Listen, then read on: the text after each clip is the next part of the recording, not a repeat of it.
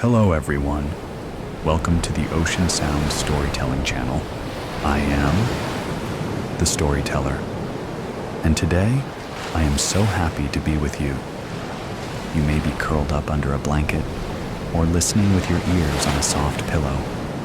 Wherever you are, whatever the time, thank you for being here. Before we begin with an interesting story, please remember to like the video and subscribe to the channel, so I know you enjoy relaxing moments like this. Where are you from? Send me a little hello in the comments. I would love to know which corner of the world you are listening from. Now, relax your body. Close your eyes and let the gentle waves take you into a gentle story, a little strange, a little mysterious, but warm enough to lull you to sleep all night long. So, are you ready? Tonight's story begins in insatiable darkness. Not the kind that comes when you close your eyes. This is something else. Heavy, dense, like the world's been erased. It's pressing down, sinking through me. I can't breathe, can I?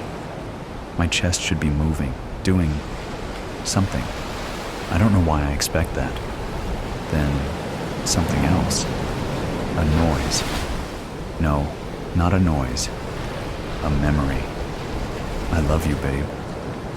A woman's voice, warm, laughing.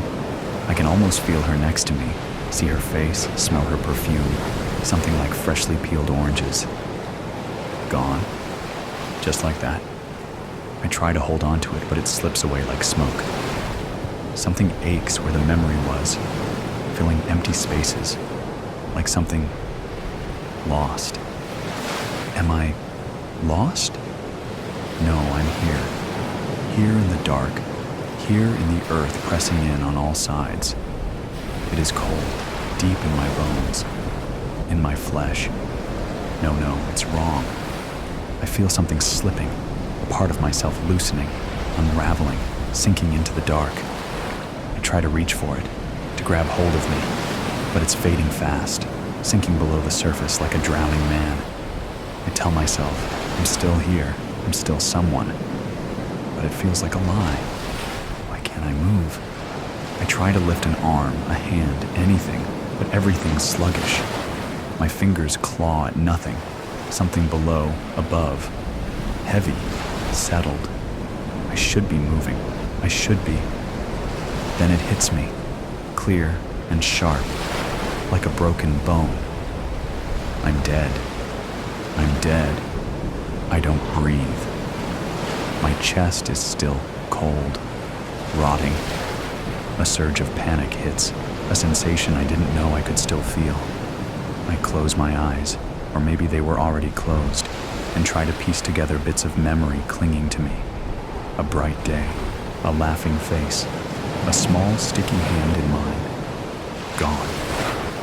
Gone, before I can feel it. The weight around me presses harder like the ground itself is claiming me, holding me down. I don't know how I know, but I know I shouldn't be here. Shouldn't be this. I should be someone else. Happy birthday. Her voice echoed through me, through the dark. I don't know who she is, but the words cut through me, raw. I remember her laughing, brushing a stray hair behind her ear, her eyes catching the light in that way that always made me stop and stare. She'd squeeze my hand and whisper, "You're my forever." The words are faint now, slipping away, but the warmth of them lingers enough to hurt. I claw at the darkness. I don't mean to.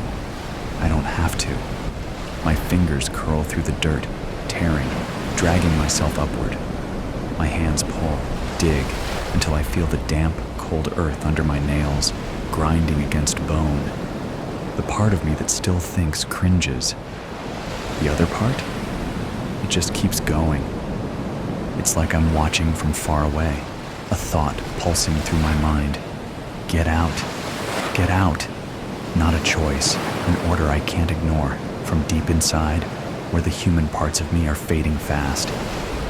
I don't know how long I claw, but the earth loosens above me, cold air seeping in, something other than the dirt. It's thin, stale, the first taste of the world outside, and it makes me feel alive and wrong. My head breaks the surface, and the night air hits me, sharp. I gasp, but the air scrapes through me like glass. The world is blurry, washed out under the moonlight. Grave markers surround me, jagged teeth against the sky. This is where I came from, where they buried me. I'm a corpse, crawling out of my own grave. The thought jolts, but it's distant, almost faint, like something I heard once and already forgot. Then that hunger, the one buried under memories, under voices, stirs, an ache deep in what's left of me, stronger than anything else. I push forward, not thinking, just moving, pulled by instinct, by the urge rising, undeniable. I'm dead. I'm broken. But I need something. I can't stop. I can't go back. The first thing I see, really see, under the sickly cast of the moon, is my hand, if you can call it that. It's a mess of sagging skin stretched over bone, torn in places, bits of muscle clinging to knobby joints, fingers twisted and rigid, blackened nails caked with dirt and something else I don't want to name. The sight, this thing I'm looking at, moving like it's mine, hits me like an electric shock, horror rushing up, strangling me. God, what am I? I try to scream, but all that comes out is a sound, low, guttural, inhuman, like an animal caught in a trap. My hand, my arm. No, this isn't my body. It can't be. The skin hangs in loose, rotting patches where it's not already gone, exposing sinew and yellowed bone. I look down and see my clothes, shredded, filthy, stained with patches that could only be.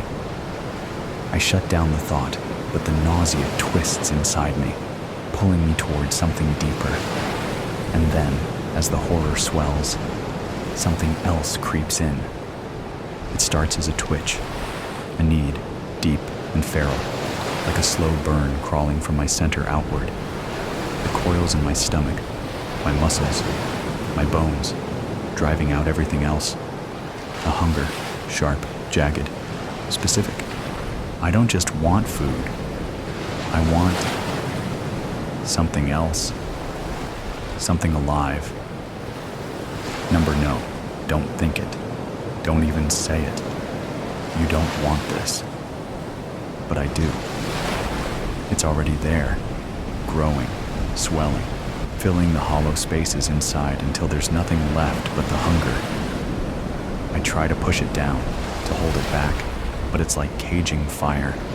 It flares, a force driving me to move, to push one unsteady, broken foot in front of the other, leaving damp streaks of earth where I walk.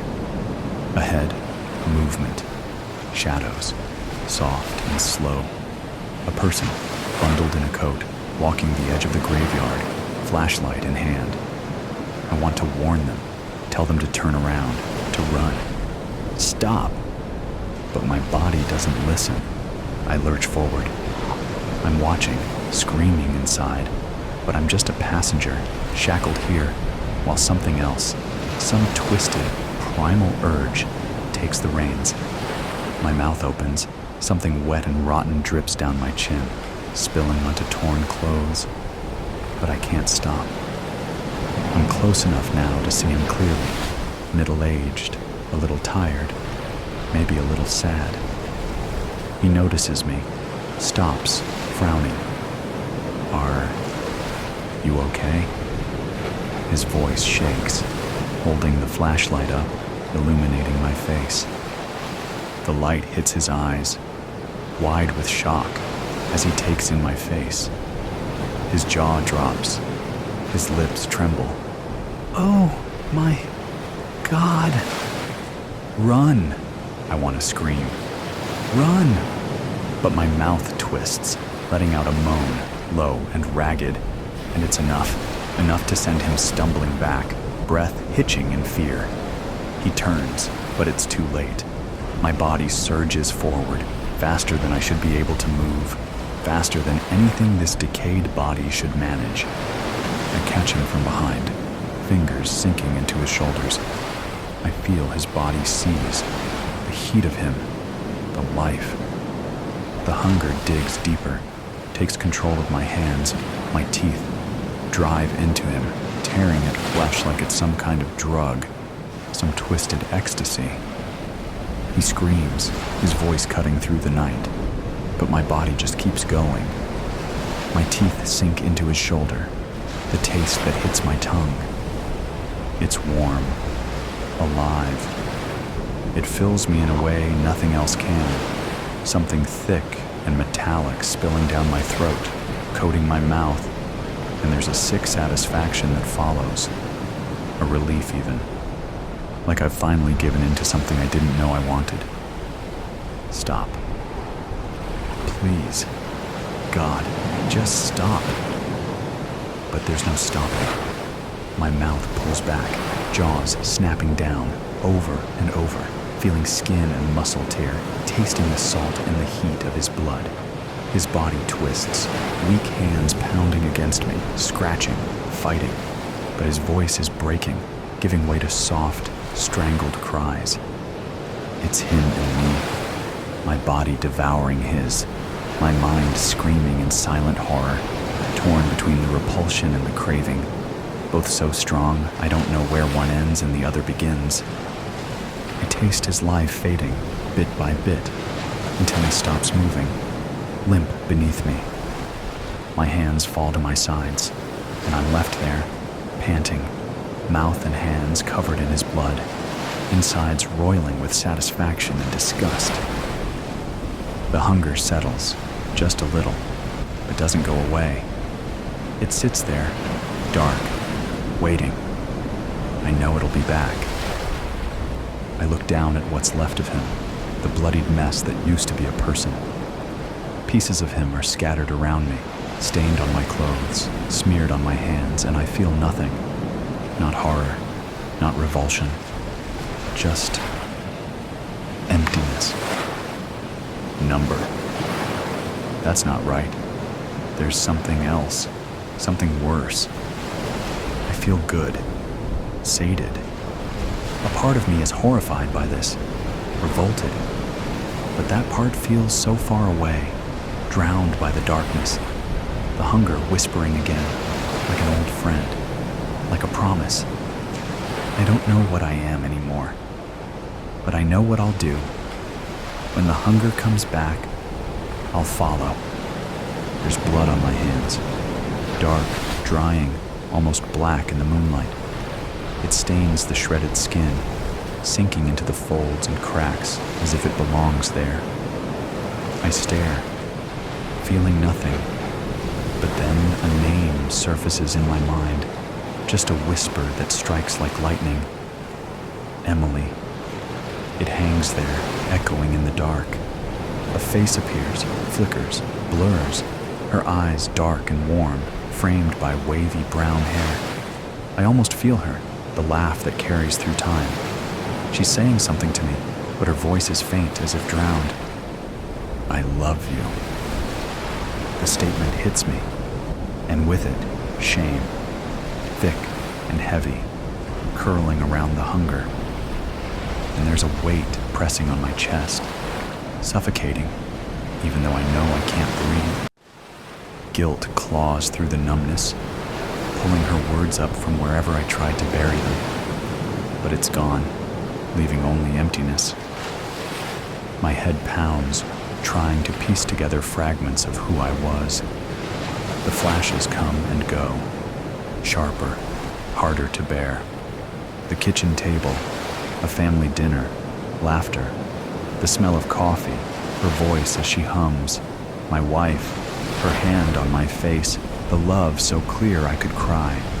Then it's gone, and I'm left alone in silence. The hunger stirs again, gnawing through the warmth of memory. Another face flickers into view. A child, a little girl, with a gap-toothed smile, clutching a worn teddy bear, her eyes full of trust. My daughter. I'm holding her hand somewhere bright, laughter filling the air. She'd giggle, squeezing my hand, saying, "Daddy, let's do this forever." And I'd smile, say, "Forever, baby." I feel it, warmth in my chest, something close to happiness, something I can almost touch. The thought stabs through, sharp and real, and the pain that follows is worse than anything I've felt. I want to scream, to claw this feeling out of me, but it's part of me, inseparable. My family, I need to find them. No. And that's when it hits, the full weight of it. They're gone, forever. I'm the one left here, trapped in this rotting shell, condemned to this endless gnawing hunger. A laugh bubbles up, ragged, hollow. I'm dead, but I'm still here, clinging to what's left of them in my mind, like some kind of pathetic penance. And yet, it'll never be enough to fill the void they left. The hunger stirs again, feeding on the pain, growing with each memory, each regret. But there's something else, faint, a whisper from the last remnants of who I was. You don't have to do this. I close my eyes, letting the memories wash over me, feeling their warmth, their pain. And for a moment, the hunger loosens, slipping back, and I'm just me, a person, a father, a husband. I can stop. I'm trying to cling to that sliver of clarity. I'll stop. But the hunger is there, lurking, waiting. I thought I could stop. I was wrong. The hunger comes back, an unrelenting, insatiable beast. It doesn't care about vows or memories. It rises, drowning every thought, every last shred of who I was. All I know is the hunger, expanding, filling me like rot spreading through flesh. I stumble forward, dragging my feet each step closer to the living. A faint glow of streetlights in the distance pulls me, and even as I scream in my mind to turn back, it's too late. My body isn't listening. A man steps out of a car, his whistling dying the second he catches sight of me. For a heartbeat, there's confusion in his eyes, just a flicker of disbelief, but I'm close enough to feel the warmth radiating off him. Run, I think, but he doesn't get a chance. My hands dig into his shoulders, nails scraping bone. He tries to pull back, but I clamp down my teeth, shredding through his skin. Hot blood gushes into my mouth. It's metallic and raw, filling me with a sick, animalistic thrill. He's screaming, a primal sound that echoes through the night, but it only fuels my hunger. My teeth grind deeper, ripping flesh, crunching tendon. His warm blood splatters hot and sticky over my hands, down my chin. No, no. The words spill out, garbled, thick with blood. Somewhere inside, I want to stop, loosen my grip, let him go. But the hunger claws at me, relentless, drowning out any shred of mercy. My hands keep moving, fingers tearing, teeth sinking deeper until I'm lost in the raw, brutal rhythm, ripping, gnawing, consuming. I don't stop until he's just a bloodied, hollowed shell at my feet, a nightmare painted in red. I stagger back, wiping my mouth. I can still taste him, feel him inside like he's become part of me. I stumble away. The hunger gnaws, relentless, twisting inside me. I turn a corner, desperate to escape, but there's someone else, a woman walking her dog, oblivious. No, please, not again. I beg, but it's useless. My body moves on its own, drawn toward her warmth. Her screams slice through the darkness as my hands latch onto her, fingers digging deep, holding tight. I bite down, tearing into her shoulder, the rush of her blood searing through me. It fills me, but somehow only sharpens the hunger, that endless, insatiable need that nothing, not even flesh, can satisfy. Please, I think, let this end. Let me die. But the hunger, it stirs again. I feel it, low and insistent, an ache that won't go away. I close my eyes, hoping for darkness, for an end. But there's nothing but the hunger, whispering. And I know in the deepest part of me that this will never end. I open my eyes, hunger gnawing at my bones, and find myself on a dark street lined with familiar houses. I don't know how I got here. One moment, I was somewhere else, sinking into darkness. Now I'm standing in front of a house that feels known. The porch light flickers weakly, barely alive. My eyes trace the door, the windows, edges worn by years of something I can't name. A tightness clenches in my chest. I'm not supposed to feel anything. But this place presses on me, screaming from a fading part of me I can't reach. I step forward, feet dragging over concrete. My hand, what's left of it, finds the door. I feel the metal, cold, sinking into bone. The door swings open. Inside, the smell hits. Coffee. And something warm, like number stop. But it's too late. I know this smell, this place. My feet pull me inside, down the dark hall. I'm moving without meaning to, my body betraying me, dragged forward. The hunger, that terrible hunger, pushes me on. A sound from upstairs. A creak. Tiny feet across carpet. I know what it is before I see. The hunger digs in, twisting me, urging me up the stairs.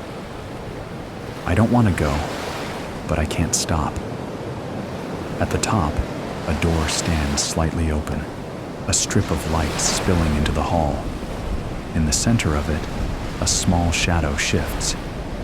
Daddy? The word hangs in the air. Her voice, fragile, like a whisper wrapped in cotton. I try to say her name, to warn her, but all that comes out is a low, guttural growl. Her eyes widen. She steps back, dropping her teddy bear on the floor.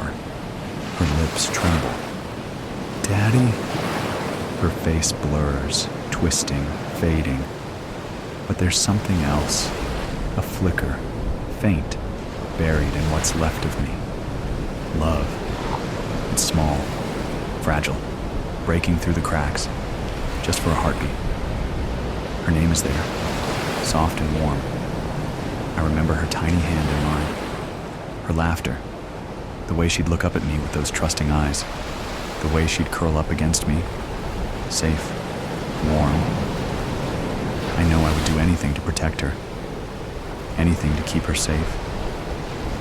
But then it's gone, snuffed out as the hunger roars up, an endless gnawing void swallowing everything I was, everything I am, shredding the last scraps of me, chewing up memories, swallowing every last trace of who I was. What's left of me drowns, dragged down, a stone sinking in a black sea. All I hear is the beat of her heart, pulsing warm in the silence. Run. Please, baby, run. But I lurch forward, teeth bared, hands reaching. The hunger takes over. I am gone. Witchetty Grub servings. 7. Preparation. Time varies based on resistance of ingredients. Ingredients. 1. Eye of newt. 1 toe of frog. 150 grams wool of bat, 1 tongue of dog, 10 scales of dragon, a pinch of dead man's blood, a drop of a virgin's tear, 1 swollen, pus-filled Witchetty Grub for flavor. Preparation. A. Acquire pre-selected ingredients from their natural habitats. Successful extraction requires careful attention to prevent accidental damage. 1. Newt. Net the newt in a crumbling inner-city neighborhood. Still in his teens, the newt is most often found in the company of the local drug-dealing street gang he aspires to be part of. His watchful eyes make him a valuable resource. His fresh-faced appearance keeps him discreet. Optimal time to secure is while he keeps watch for the law and rival gang members outside a dilapidated apartment complex, casting furtive glances into alleys. His attention focused on the addicts and intimidating shadows that wander and lurk there. 2. Frog. Fetch the frog at the edge of an abandoned industrial rooftop on the outskirts of the city. Her athleticism and powerful 20-something-year-old legs have made her a viral sensation, courtesy of elaborate, self-recorded parkour videos in which she scales buildings, leaps between rooftops, and climbs towering structures. The tattooed, shaven-head frog is at her most vulnerable while occupied with setting up her camera gear to record, having practiced her jumps, tested the winds, and psyched herself up for a stunt. 3. Bat. Bag the bat in the darkness and privacy of her lavish bedroom, whilst she slumbers in the soothing shawl of night. Her golden locks, the envy of all at her Ivy League university, will be glowing around her head like a halo on a Hungarian goose-down pillow, while she dreams of fame and stardom as a singer. Take care to wrap the bat's hair neatly around her head 3 times before removing her from her covers and spiriting her away through the unlatched window of her family's Haven Heights home. 4. Dog. Drag the dog from the smoking hut at the rear of a downtown comedy hall, where he smokes alone after a rough set. An up-and-coming stand-up comedian, his wit and sharp tongue are capable of cutting down hecklers with cruel precision. With thick skin but flimsy material, the dog can be secured when the night sighs with disappointment. His smartest punchlines of the evening, the edgy, heckler-baiting insults fresh on his lips. Unalert, his mind preoccupied with feelings of inadequacy, he will prove easy to batter and snare. 5. Dragon. Extract the dragon from the dressing room of a seedy adult film studio, where she sits before a mirror, her reflection betraying the exhaustion in her eyes.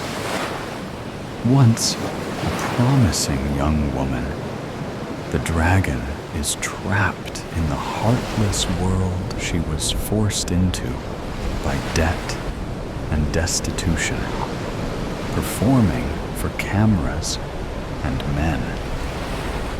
As she waits to be recalled to set, white powder residue under her nose, flawless skin glistening under harsh lights, she can be subdued with a chloroform-soaked rag. 6. Dead man and virgin. The dead man and the virgin can be obtained together from the dead man's car as it idles at the edge of a cliff overlooking the bay. The dead man will be fresh from a strenuous workout, basking in the admiration of the virgin, a pleasant distraction. The infatuated virgin, surprised to have secured a popular male's attention, is keen to impress for validation. His cockiness and her insecurity are the perfect combination of toxicity, making them vital ingredients for the pot. As the virgin is coerced to take things to the next stage, anesthetic gas introduced to the vehicle through its exhaust pipe will render them ripe for the picking. 7. Witchetty Grub. Remove from the stockpile in the larder, as previously instructed to prepare. B. Once acquired, transport ingredients to cellar and confine. Take care to label correctly. Wrong identification will result in incorrect ingredients introduced to the pot, spoiling the potency of the broth. C. Inflict sufficient emotional trauma over the course of 24 hours to ensure ingredients are primed. Fear and confusion should be present before proceeding. Screams, pleas for mercy, and despair are key to achieving optimal tenderness. Cooking instructions. Step 1. Eye of newt. Prep. Approach the newt chained in a corner, his fearful blue irised eyes wide. His youthful terror and questioning of the rebellious attitude that led to him falling in with the wrong crowd when he could have stayed home with parents who offered love and tried to teach him right from wrong, will serve as a solid base flavor. Marinate. Let him feel the knife's serrated touch against his cheek, heightening his fear and emptying his bladder. Remain silent as you peer into his soul and exhale fetid breath onto his face. Smirk as you move the tip of the blade to the swollen, tear-infused bag beneath his left eye and start to shimmy it in. Allow the newt to scream as you pierce the eyeball, making your black, crooked teeth the last thing it sees. Harvest. Extract the eye swiftly, ensuring it stays moist. Sever the optic nerve with teeth and drop the excavated eyeball into the cauldron of bubbling broth, allowing its partner to watch from the head it remains housed in. Step 2. Toe of frog. Prep. Open the door to the cage of the naked frog, whose legs twitch as they struggle against their restraints. Her death-defying leaps and infinite recklessness have been reduced to paralysis and nervous kicks. This now caged force of once unstoppable urban adventure will add a tangy zest to the mix. Marinate. Trace a wart-covered finger along the side of a foot, then over each one of her toes, drawing out a series of gasps. Let her realize that no jump can save her as she shirks away. Grab the foot firmly and place the blade against its biggest toe, making it quiver and curl. Watch the frog's face contort and savor her cries as the knife digs deep into the skin. Harvest. Sever the toe at the joint. Allow it to twitch in your fingers as she cries in pain. Eyes locked on the almost insignificant, but oh so important digit that aids with her balance. Drop the wriggling toe into the cauldron, letting its spasms add ripples to the broth. Step 3. 150 g of wool of bat prep. Release the bat from her crate and comb out her lustrous locks, tangled and matted from confinement. The scent of confusion and fear for her life is sickly sweet, but the odor of her wounded pride outweighs it. Even in captivity, the bat's thoughts fixate on her unwashed hair, the long, golden strands that are the source of her appetizing appearance. Marinate. Run fingers through hair, untangling strands with care and soothing the bat with gentle shushes. Admire its luster.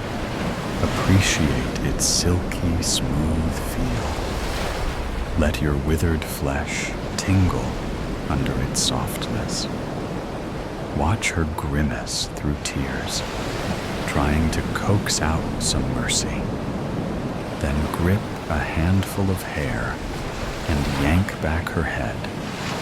Lift the shears and slide their rusted edges either side of the strands, savoring the scream that slips forth with the snip. Harvest. Shear off 10 handfuls of finest silken hair and place on weighing scales until 150 grams of the bat's identity are harvested.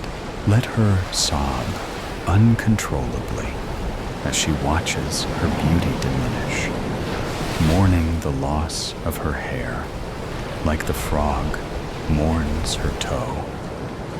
Toss the locks into the cauldron and stir, imbuing the soup with a peppery nuance. Step 4. Tongue of dog. Prep. Leave the dog tied to his chair, blindfold in place, but remove the gag from his mouth. His trademark smirk will be absent, replaced with the babbling pleas that come from an understanding that no witty repartee can save him. Allow him to lick his dry lips one last time, moistening them with the mock-yielding lubrication that gives them their tartness. Marinate.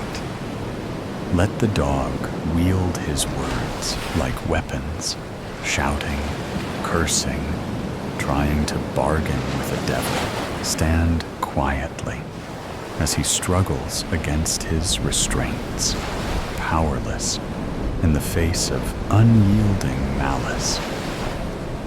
When his adrenaline-fueled vitriol falters, take his chin in a vice-like grip and tug his tongue from his mouth. Slide the shears over the muscle and ease them together. Harvest. slice through the tongue, severing it cleanly at the base. Watch crimson blood spurt forth, filling the dog's mouth and coating his chin. The ragged stump will quiver as he chokes, his sharp tongue reduced to a useless lump. Toss the fleshy piece into the broth, seasoning it with the sourness of insults. Step 5. 10 scales of dragon. Prep. Remove the hood from the head of the dragon, where she lies strapped to a metal gurney. Dark circles under her eyes mar her otherwise flawless skin and the exotic looks that brought her success. Her fingers tremble from the withdrawal, gnawing at her veins, while the makeup caked on her face fails to conceal the bitterness that came from a life she never wanted. Bitterness that will add complexity to the brew. Marinate. Stand behind the dragon and caress her cheeks, pressing into plump, pillowy skin. Feel her body freeze as your nails scratch the surface. Hear her breathing quicken as she wonders what new hell is about to unfold. No words will leave her lips, even when the razor is brought into view and left to hover over her nose. But the flicker of horror in her eyes will betray her terror. Bring the blade down and slice through her supple cheek like butter. Harvest. Carve 5 strips of skin from each cheek. As her flesh peels away, suppressed screams will at last fill the cellar, and blood will soften the dried-up makeup on her face. Drop each strip into the cauldron, watching as they sink into the broth, the beauty that defined her, infusing the mixture with a savory depth. Step 6. A pinch of dead man's blood. Prep. Circle the dead man as he dangles from a meat hook, kicking and thrashing. This man, this bully, this self-obsessed, so-called alpha male who has spent his life stepping on others, viewing women as objects and treating people as conquests, will add an acrid taste to the blend, which, when balanced with the richness of the other ingredients, will create something truly sensational. Marinate. Lunge from the front and use shears to cut his shirt from waist to neck. Expose chiseled abs and toned chest, then replace shears with dagger and start to stab. Apply slight pressure at first, tenderizing the flesh with shallow punctures, enough to extract delicate beads of blood. The dead man's bravado will crumble as the jabs become deeper. Wait for the realization that he cannot escape to appear in his eyes. Then draw the dagger back and plunge it with full force into his chest. Harvest. Guide the blade through ribs into the dead man's heart. Watch the fire in his eyes fade as his life-giving treacle spills out. With the dagger protruding from his chest, hold a tarnished teaspoon close to the wound. Wait for his last wheezing breath to rattle out, then catch a drop of syrup in the spoon, drizzling it into the cauldron to add pungency. Step 7. A drop of virgin's tear. Prep. Release the virgin from the cupboard under the stairs. Take her by the arm and drag her from the dark into the cellar. As her eyes adjust to the light, let her witness the gruesome sight of her dead boyfriend hanging from a hook, blood beneath him. Marvel at the way in which she mourns him and howls in torment. Her naivety and emotional dependency preventing her from seeing he is no loss. Her saved innocence promising a nectarous punch. Marinate, stand back, and let the scene unfold. Listen to the virgin's cries grow louder. Watch her collapse onto the cold, hard floor and crawl away. Witness her growing terror as her eyes go from eyeless newt to toeless frog, from hairless bat to tongueless dog, from red-faced dragon to dangling dead man, again then to you. Approach slowly, sponge in hand, and digia at her tear-soaked cheeks. Harvest. Allow the sponge to be saturated with untainted tears, rich in sorrow. Then leave the virgin to curl up in a ball, covering her ears, squeezing her eyes shut, crying as she tries to deny reality. Carefully squeeze the sponge out over the cauldron, letting her essence and purity drip into the broth, enriching it with subtle, candied sweetness. Step 8. Witchetty Grub. Drop the Witchetty Grub into the pot as a final garnish. Stir 6 times. Cover, then leave to ferment. Serving. Decant the concoction into a jar. Screw on a rubber teat, sealing in its rich, aromatic flavor. Suck a single drop into your mouth. Feel your body shudder as the magic flows through it, transforming your hair and your skin, restoring your youth. Indulge a fit of cackling, your voice echoing through the chamber. Then offer a word of gratitude as you depart. Optional flourish. Before leaving, kiss a spell-cast crystal and roll it to the center of the floor. In time, when the ingredients feel brave enough to assist one another, they will turn their traumatized gaze upon it, each seeing in it the future they have been spared. The newt, murdered by his gang after failing as a lookout during a hit.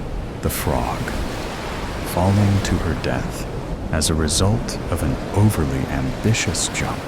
The bat, caught in a house fire, her hair igniting to prevent her escape.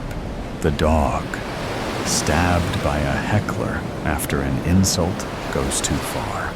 The dragon, overdosing to escape the life her looks keep her trapped in.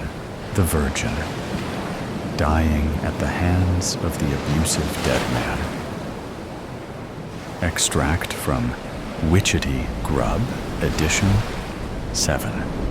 recipes for preservation, broths using humane ingredients and ethical processing methods. My home. Now Mitchell. Conroy's Oxfords. Clacked and heart thumped as he hurried through the settling dusk from something.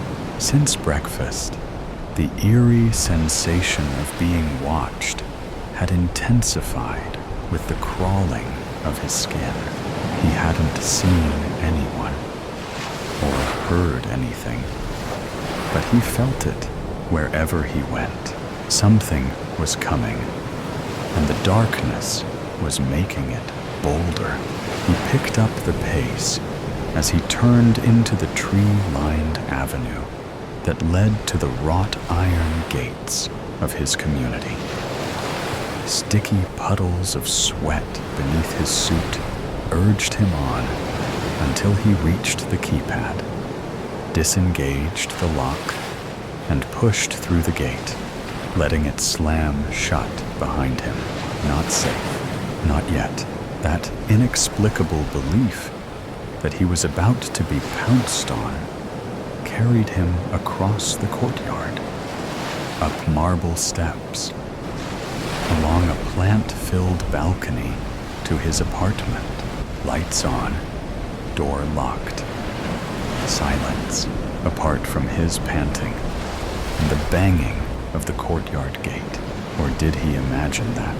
Rubbing a hand over his mouth, he tried to calm his heart. It didn't work. The unexpected paranoia that had invaded his world when he left the complex that morning remained. But why? He didn't have enemies. He was a real estate agent. Single, tax-paying, boring. There was no reason anybody should want to stalk him. Yet even now, in the security of his home, his skin continued to prickle and burn. "What the hell?"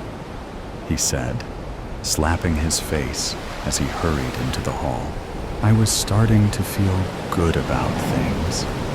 Why have I suddenly got anxiety? He stopped between the doors that led to his bedroom and bathroom, alongside the mirror on the wall. The oval mirror, with the antique frame intricately carved with twisted vines and writhing dragons. The mirror, with the murky, clouded glass. The mirror that had eased his pain and guilt. He needed a fix. He pressed his hands to the wall either side of the antique and lifted his head, then started in surprise at what he found. What? A bump from somewhere in the apartment distracted him, and he spun to face back the way he'd come. The door was open, but he'd locked it, hadn't he? He straightened, stepped away from the wall. "Is someone there?" he called. Silence for a moment. Then, "Yes." A familiar voice caressed him from behind, and a suited arm snaked around his neck. "Thank you for showing me your life. This is my home now." The last thing Mitchell saw before his neck snapped was his reflection in the mirror where it belonged. Its eyes were charcoal. 5. Hi, I'm Julia. The speaker, an upbeat woman with long, graying hair, scurried towards him through a cluttered aisle of antiques, a large mirror cradled in her arms. "Looking for anything particular?" "Sorry," the man in the suit with the neatly trimmed goatee replied, stepping back from a grandfather clock. "Just browsing." "Beautiful, isn't he?" The woman nodded at the face of the soldier and his diligent marching hands. "They don't make them like this anymore." "They don't," the man replied, summoning a melancholy smile. My parents had one like it. It was lost in a fire and, well, whenever I pass an antique store now, I just have to look. But this isn't the one. Turning from the clock, ready to leave, he met the woman's gaze and was staggered.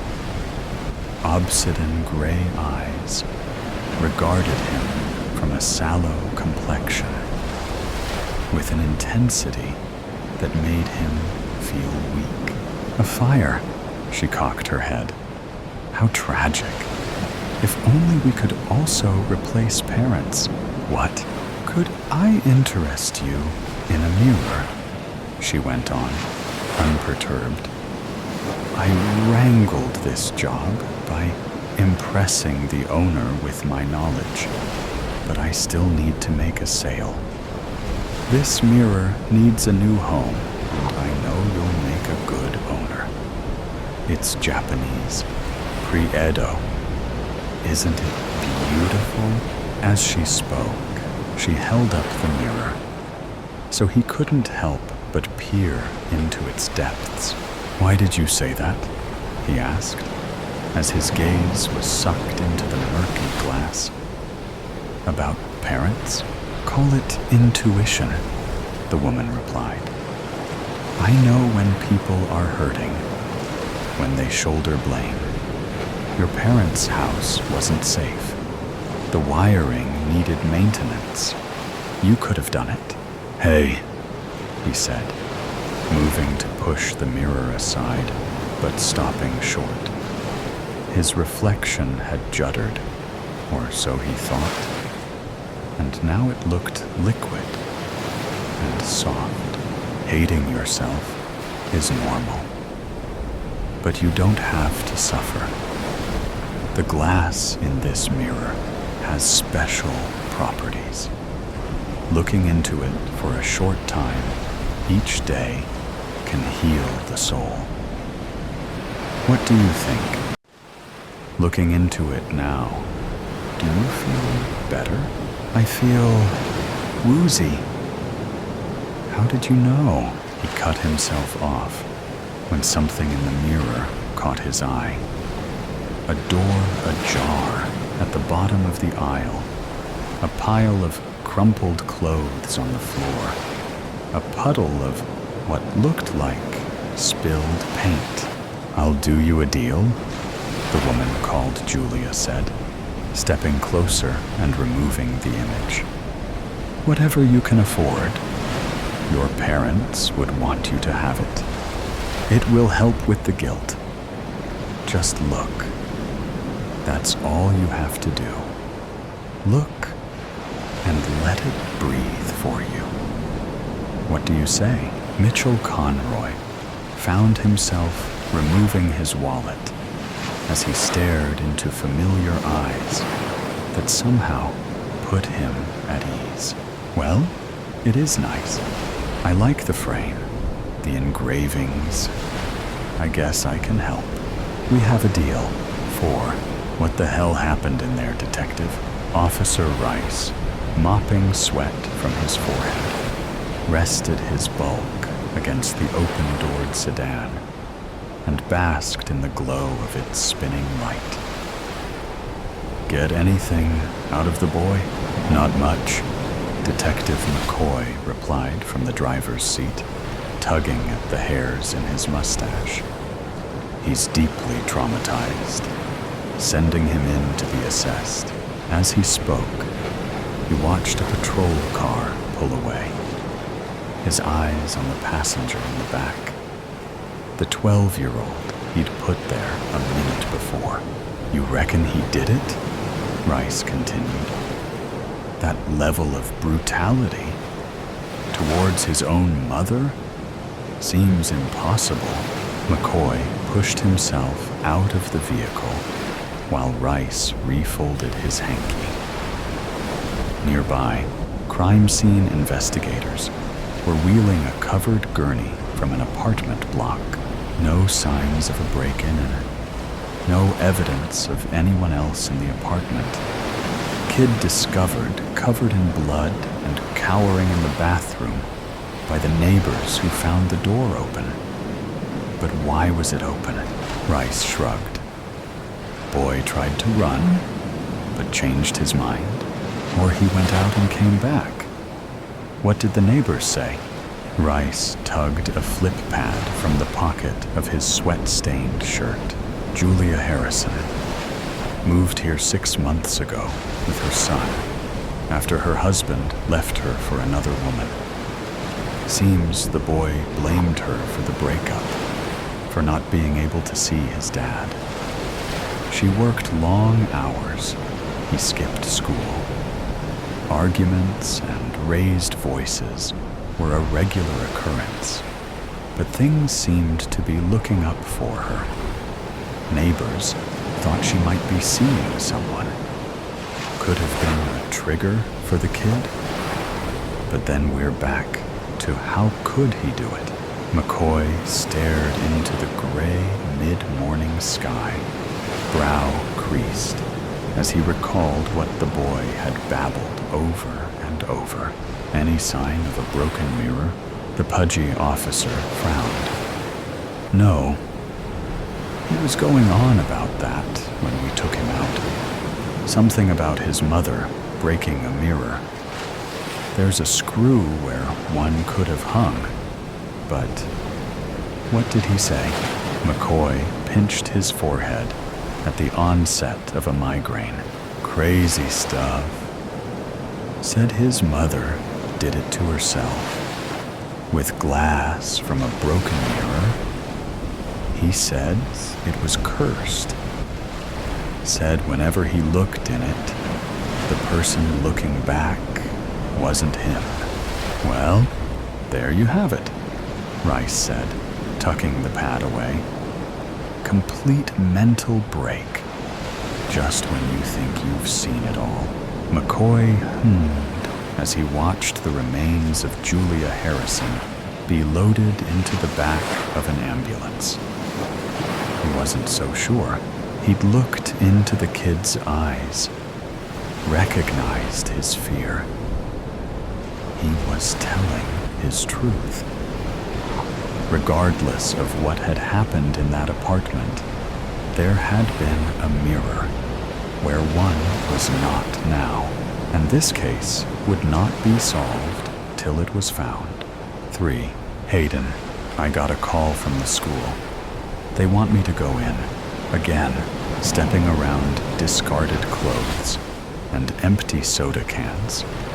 Julia opened the curtains in the dimly lit bedroom before turning to her son, who was lying in bed on his phone. Hayden, are you listening? No, he snapped, jumping up and storming out of the room. Why should I? You don't listen to me. You have to go to school, Hayden. It's the law. And it would do you good to make friends. I told you. I'll go to school in Riverton, not here. I hate the mouth-breathing morons in this shithole. All I get is weird looks and whispers. Sending you back to Riverton is not an option.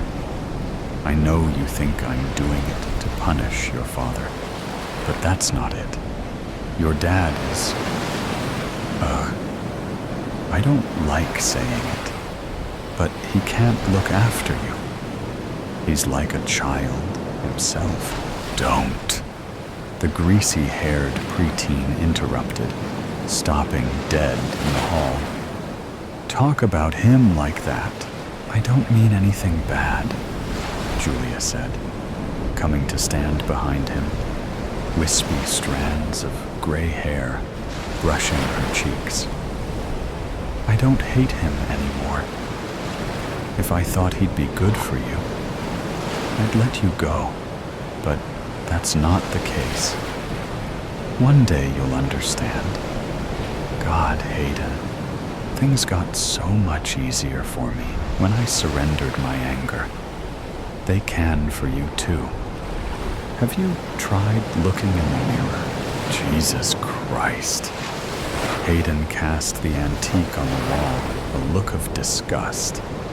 See? You don't listen. I told you, I'm not going near that thing. There's something wrong with it. No, there's not. It's just old. But it does have soothing properties. I know it sounds crazy, but look what it's done for me. I haven't felt this relaxed in years. You have to give it a chance. If it's so good, why did Peterson give it away? Hayden challenged, stomping past the mirror towards the bathroom. Then go and strangle his wife? Why would you still want it after that? We don't know who did that. He was found dead, too. Somebody else could have. That's irrelevant. The mirror was a gift. Just look. Hayden, at the bathroom, groaned when he saw his mother had taken the mirror from the wall and was coming towards him. No, as much as he tried not to look, he couldn't avoid making eye contact with a version of himself that made his skin crawl. Get away! He jabbed his arms out and shoved, causing Julia to stagger into the wall. She yelped, lost her grip, let it drop. Hayden, halfway through the bathroom door, stopped when he heard the smash. No! Julia cried, dropping to her knees in a puddle of glass. What have you? Tears in her eyes. She looked at her son and saw he was staring at the floor, the frame, the shattered glass. His eyes were wide, his mouth agape. His face had lost all color. Mom, he stuttered, and that's when she put her hand on a fragment of glass and felt it stab her. 200 in her account, 600 rent due, no pay for a week. She slammed the laptop screen down and dropped her head into her hands. Electricity, gas, groceries, TV, internet, phone. So much to pay, so little money, and stuck in this low-paying job, trying to sell antiques to time-wasting browsers. But she didn't have a choice here in worth. All she had was anxiety, a difficult son, and a soon-to-be philandering ex-husband who didn't give a fuck. A lump the size of a rock clogged her throat as tears welled up. What was the answer? Where was the hope? How could she? Julia, she yelped and spun towards a man in the door of the office, fear squeezing her heart until she recognized him as Douglas Peterson, one of the few regular browsers who bought. A gentleman, always immaculately dressed, white hair, bushy beard, sad eyes that today looked dark. Mr. Peterson, she gasped. You scared me. My apologies. I didn't mean to. It's fine, Julia said, wiping her eyes as she slipped past him into the shop. I was in a world of my own. Haven't seen you in a while. How's the book? She grimaced as the question left her lips. She knew from past conversations he was struggling with a manuscript. His first in years, having once been a mildly successful author. I gave it up, he said with a wave of a hand. The masses don't read my existing stories. They certainly don't deserve more. I'm sorry to hear that. She was, but not surprised. From what she had gathered, he was forcing it. And the process was destructive, not creative. Don't be. Trying to be successful in this day and age is a surefire ticket to despair. You know about that, don't you? I'm not sure, Julia scoffed. She liked the old guy, but wasn't about to confide in him. Anyway, there's not much new I can show you, I'm afraid. We did get an armoire that... I'm not here for that, Peterson cut her off. I'm going on a trip with my wife. Before I go, I wanted to give you this. He stooped to retrieve something Julia hadn't noticed. An oval mirror that rested against the counter. Carved vines and dragons twisted together within a tarnished frame that had once been lustrous gold. And its glass was home to murkiness and shadow, something small. To thank you for your kindness these last few months. That's hardly small. Julia alternated her gaze between Peterson's face and her own staring back from the glass. I couldn't. Of course you could. I can't take it with me. And it's a shame to leave it where it won't be of use. It's special, you see. Its glass has soul-cleansing properties. I know that sounds strange, but it's helped me out of more than one hole. And I know you're in a hole, too. It needs a new home. You'd make a good owner. Take it. Look into it. Let it breathe for you. She opened her mouth to object, but her reflection shuddered, like it was shaking its head. And something curiosity, intrigue, made her think twice. Soul cleansing? Well, we all could use some of that. It will make you feel better. Trust me. Take it. It's a gift. That's very nice of you, Mr. Peterson. I don't know what to say, except, why not? 1. Douglas sat in his study, staring into the mirror, his mysterious Japanese mirror, which he'd received as a gift from his archaeologist brother-in-law some weeks before. A timely gift that had freed him from writer's block, imposter syndrome, and depression. It was ugly, with tarnished gold edges and clouded glass. But he didn't care. He didn't care about much anymore. Not his writing, not his savings running out, not his wife. Pushing him to betray his ideals by churning out crap.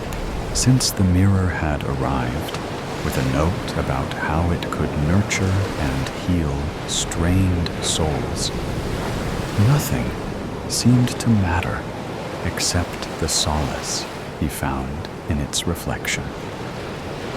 The more he looked, the more relaxed he felt, and the more certain he became that nothing could interrupt his... For God's sake, Douglas, stop staring into that thing.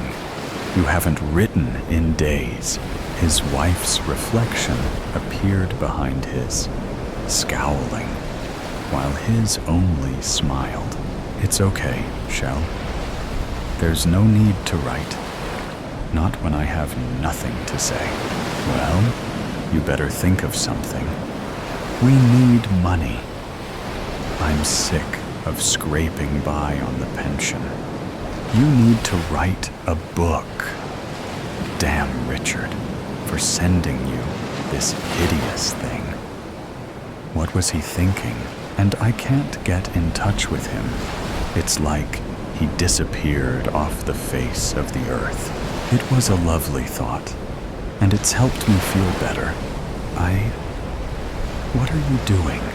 You're wasting time, she said, taking the mirror off the wall. I'm moving it so you can focus. No, Shelley. You can leave it. It takes away my anxiety and... Stop it. You sound like a child. Get typing. You can do 5,000 words today if... What's that? Douglas, behind, saw what she did. Something inside the glass shifting. Dark shapes swirled. His reflection behind hers warped. Its eyes darkened. It seemed to lean forward, and then, like a mirage, two shimmering arms slithered forth, and silver hands closed around her neck.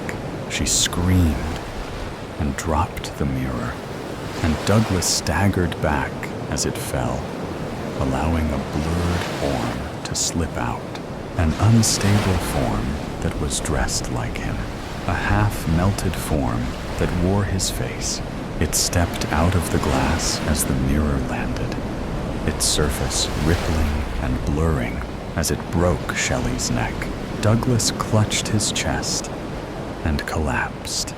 The thing that looked like him released his wife, let her crumple to the floor, picked up the mirror. Douglas rolled onto his front, chest tightening, started to crawl towards the door. Wait, his own voice said, and he loosed a feeble cry. I want to thank you. The impossible thing, now solid, stepped in his way. It lowered the mirror before him. Its charcoal eyes bored into his soul. Thank you for showing me your life, it said, and Douglas's head flopped onto his arm. His eyes came to rest on the mirror. Its glass didn't show his reflection, because his reflection was out. This is my home now. Douglas Peterson's heart gave out, and darkness claimed him. Past Imperfect W. Mentions of mental and physical abuse. Bill sat bolt upright in the hotel bed, heart pounding to a familiar refrain. The dream had reasserted itself with a vengeance from the moment he'd seen the updated list of people attending the conference. One name had stood out. Dake Scratchard was the name of the boy who'd haunted Bill Brown's life more years than he cared to remember. Dreams fueled by past memories disturbed his nights when equal amounts of dread and fear surged through his veins, rendering him helpless. As always, the nightmare was a variation on a theme. In it, Bill was a teenage boy running from the gang. He often came close to evading capture, but at the last minute tripped over his shoelaces or some other encumbrance. Then he found himself falling flat on his face outside the old school toilets, the inner doors of which rose up like whited sepulchres. Up close, he could see every cell of his tormentor's face. Ginger needs to be taught a lesson, came out of that hate-filled mouth. A bully, aided by his contemptible band of followers, with their menacing chants of Ginger, Ginger, Ginger. Even now, their words filled the corridors of his mind like a background hiss. No! The sound seemed to come from somewhere outside, as if it belonged to someone else. Not him. You're just begging for it. Billy Ginger. If the teachers won't correct you, we must do it for them. Billy knew no teacher would come. They were never there when you needed them. In any case, the gang always had some lackey watching out. Soon they'd have him crawling on his hands and knees, scooting about like an insect while they kicked him on the hard stone floor. Their mocking jeers running through him. He was nothing more than a piece of meat to be hauled about. For them, the high point was shoving his face into the toilet bowl. The stench was the least of it. Clinging for support, he tried to keep everything tight shut while they flushed. Knowing he could not hold out for long, he spluttered to be let go. Then, just as he was about to give up, a final flush signaled his release. He was pulled up, squirming like a rat from a sewer, and left heaving on the floor. For a few minutes, he lay there curled and defenseless, all resistance gone, until the next time, and the time after that. Something so primal, so feral. He could smell it now, even after all this time. He was defined by it, as if the abuse had become part of a warped pattern of D and A, making him only half human. But somehow, he'd known he was worth more than that. At least his dog seemed to think so.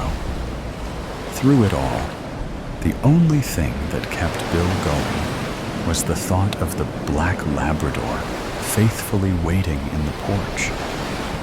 Back home, Kelpie licked away the wounds and salt tears, stayed beside him till the pain subsided.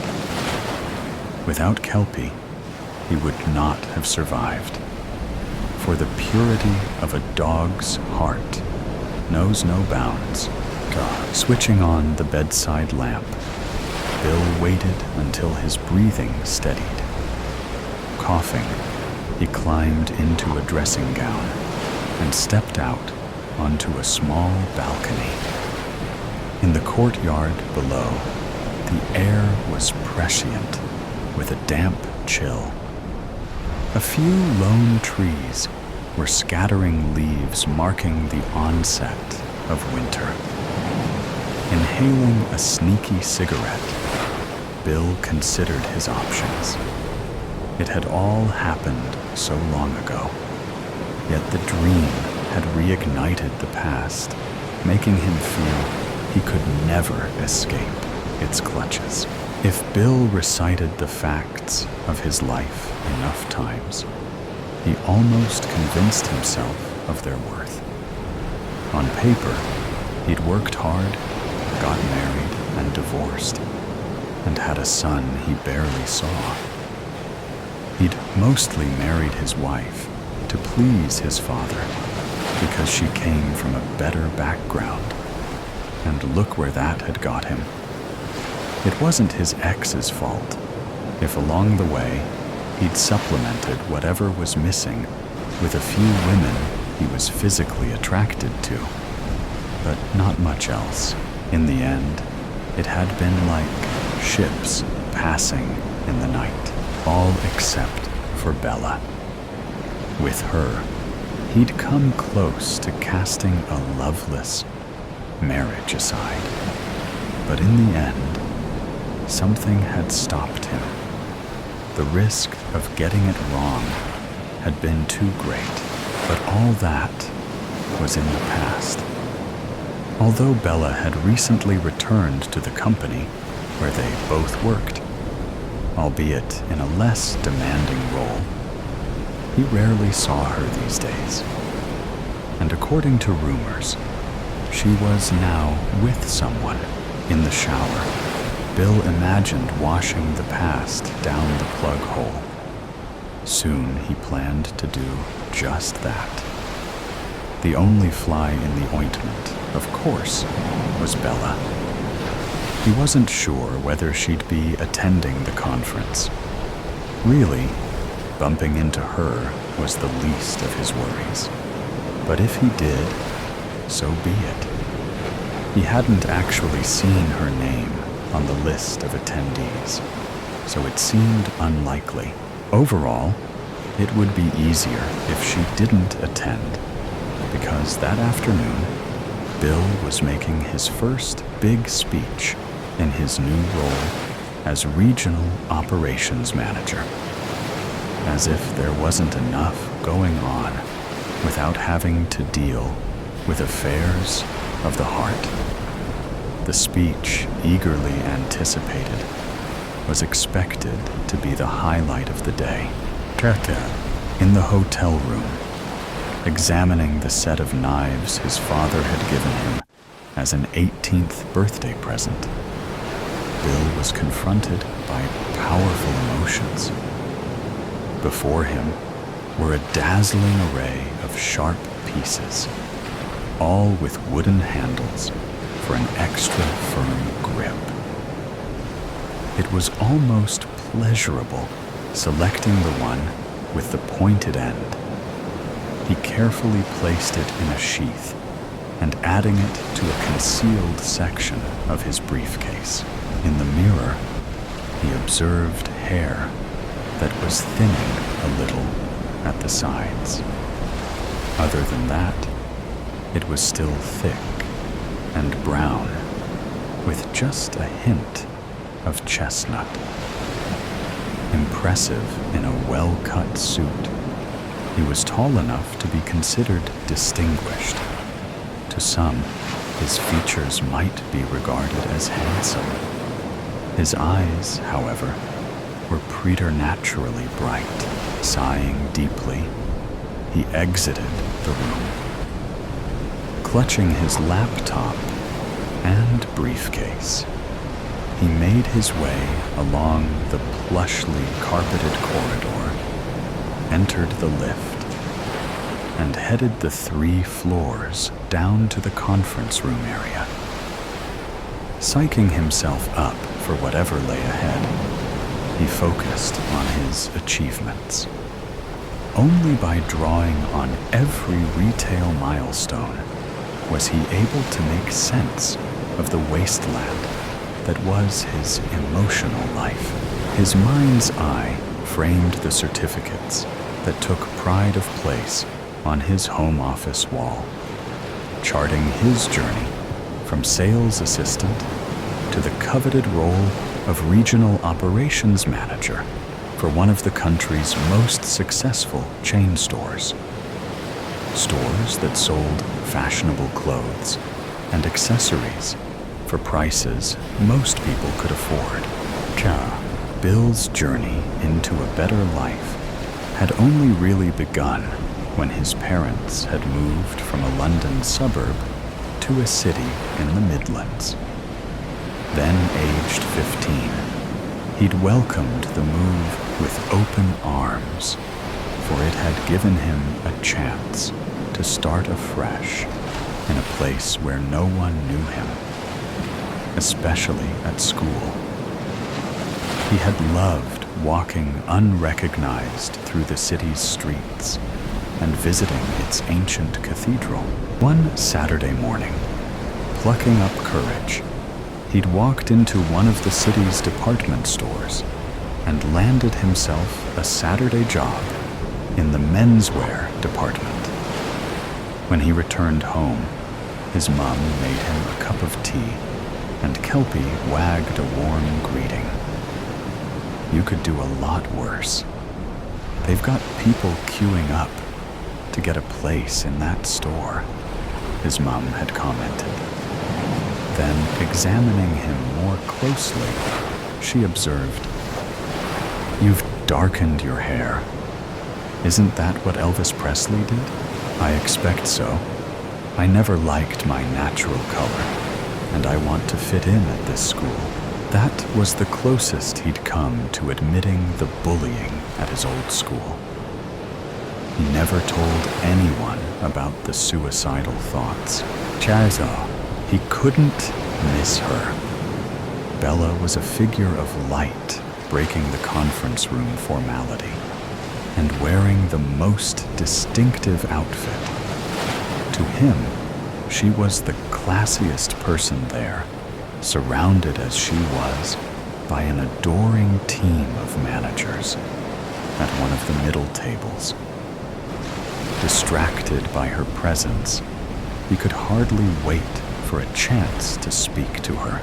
The chance came while she was lining up to choose from a tray of canapes during the lunch break. "I wasn't expecting you to be here, Bella," he said. "I wasn't expecting to be here, but there was a change of plan. It's so good to see you."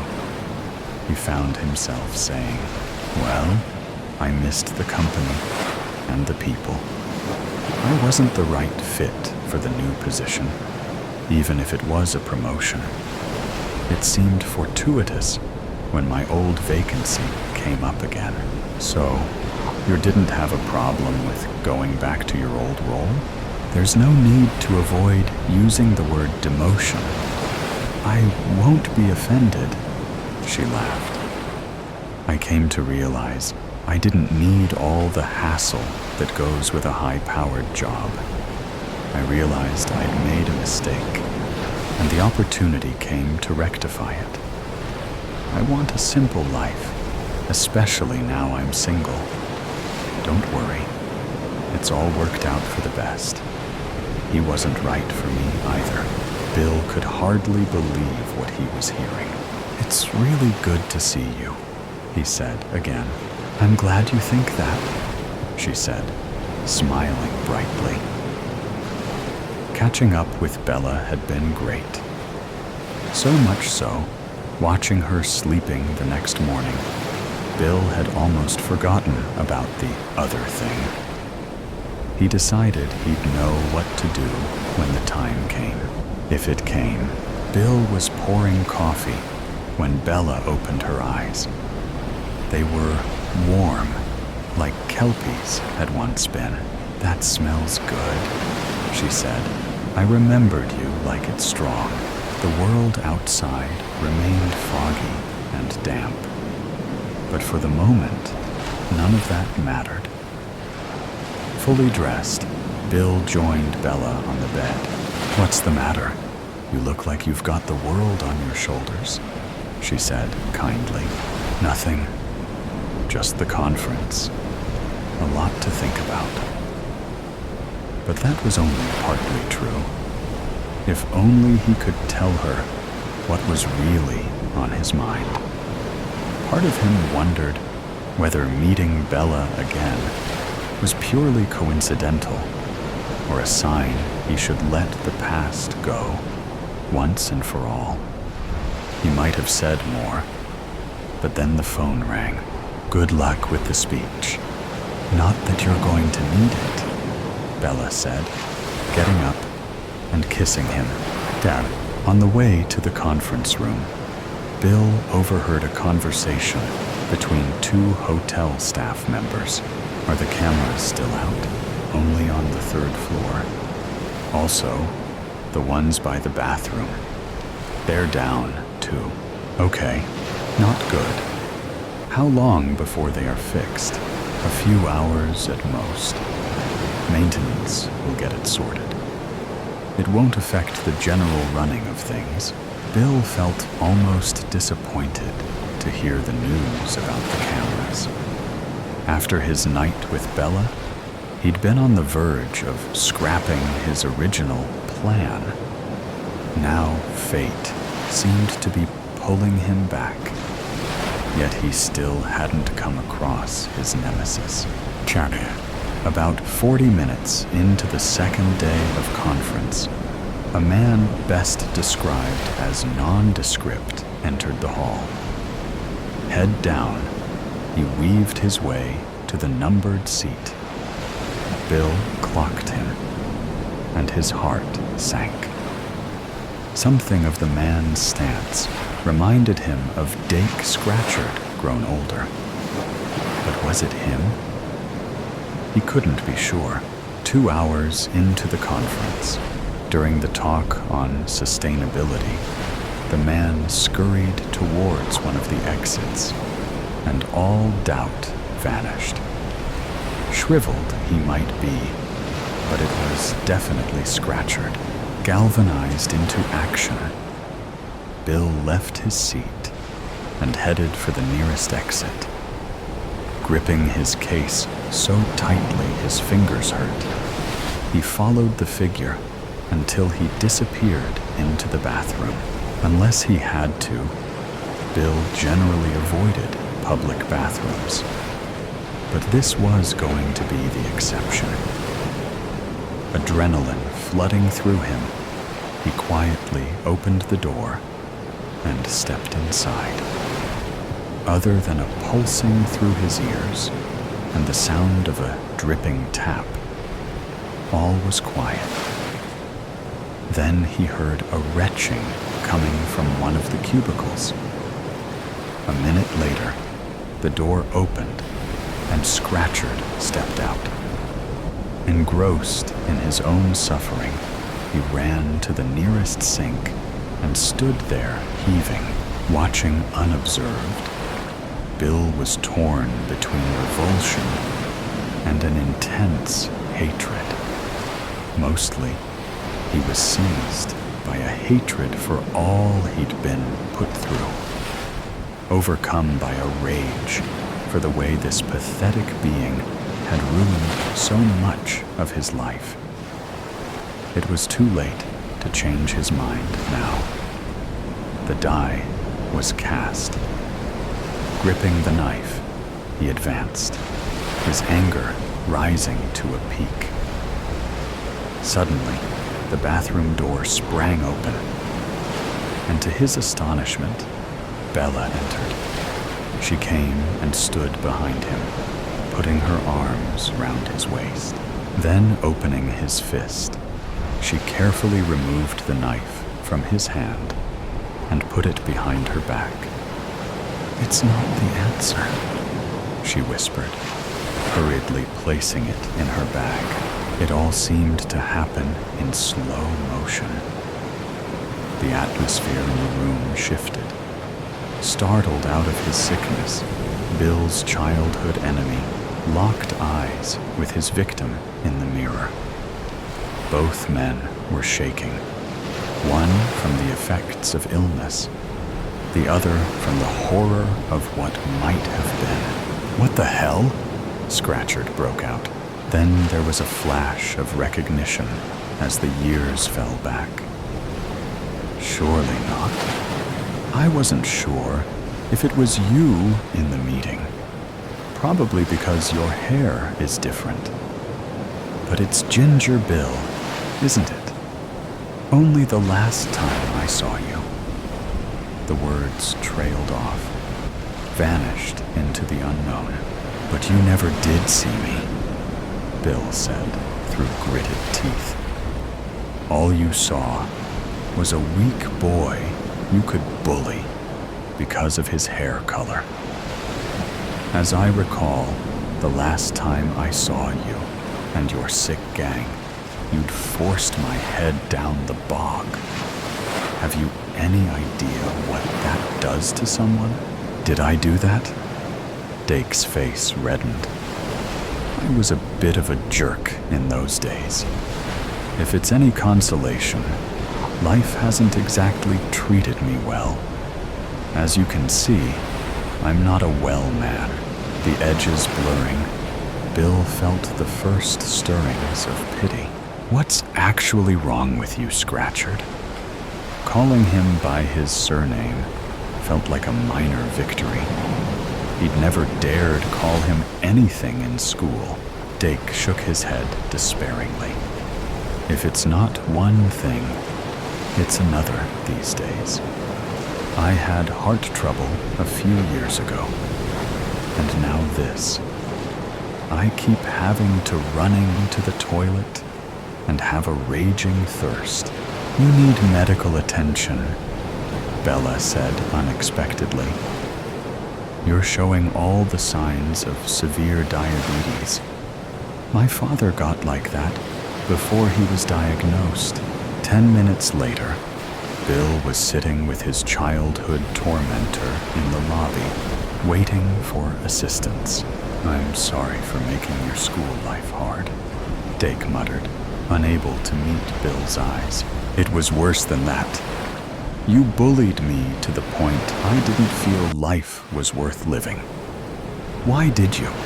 I need to know," Bill demanded. Dake searched what remained of his soul for answers. "I don't know," he admitted at last. "Maybe it made me feel more in control. Life was miserable at home, and at school, I was somebody in front of the other kids. The rest of the day passed in a blur." But Bill somehow found the strength to get through his talk. He got a good reception at the end, and he couldn't help noticing Bella was clapping the hardest. "What made you come into the bathroom like that?" he asked her much later. "I couldn't believe it. When I saw you there, you kept saying his name in your sleep, saying you're dead over and over. I haven't forgotten the nightmares you had when we were together before. Imagine what would have happened if you hadn't appeared, Bella. It doesn't bear thinking about," she said. "If you want us to make a go of this, you've got to promise me you're going to get help. The past will always get in the way if you don't." It turned out to be an easy promise to keep. More than a year after that fateful encounter, the terrible dreams are a thing of the past. Though his old enemy is hardly on Bill's Christmas card list, he no longer regards him as a threat. Now Bill dreams of walking through the park with Bella, taking it in turns to throw a ball for their new dog. Somehow, he feels very close to achieving it. Past Imperfect, Bill sat bolt upright into the hotel bed, heart pounding to a familiar refrain. The dream had reasserted itself with a vengeance. From the moment he'd seen the updated list of people attending the conference, one name had stood out. Dake Scratchard was the name of the boy who'd haunted Bill Brown's life more years than he cared to remember. Dreams fueled by past memories disturbed his nights when equal amounts of dread and fear surged through his veins, rendering him helpless. As always, the nightmare was a variation on a theme. In it, Bill was a teenage boy running from the gang. He often came close to evading capture, but at the last minute tripped over his shoelaces or some other encumbrance. Then, he found himself falling flat on his face outside the old school toilets, the inner doors of which rose up like whited sepulchres. Up close, he could see every cell of his tormentor's face.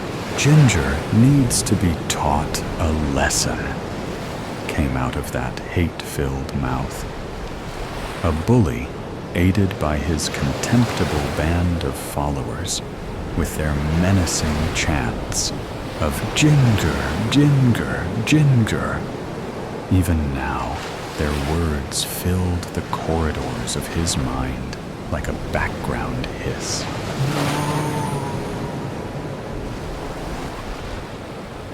The sound seemed to come from somewhere outside, as if it belonged to someone else. Not him. You're just begging for it, Billy Ginger. If the teachers won't correct you, we must do it for them. Billy knew no teacher would come. They were never there when you needed them. In any case, the gang always had some lackey watching out. Soon they'd have him crawling on his hands and knees, scooting about like an insect while they kicked him on the hard stone floor.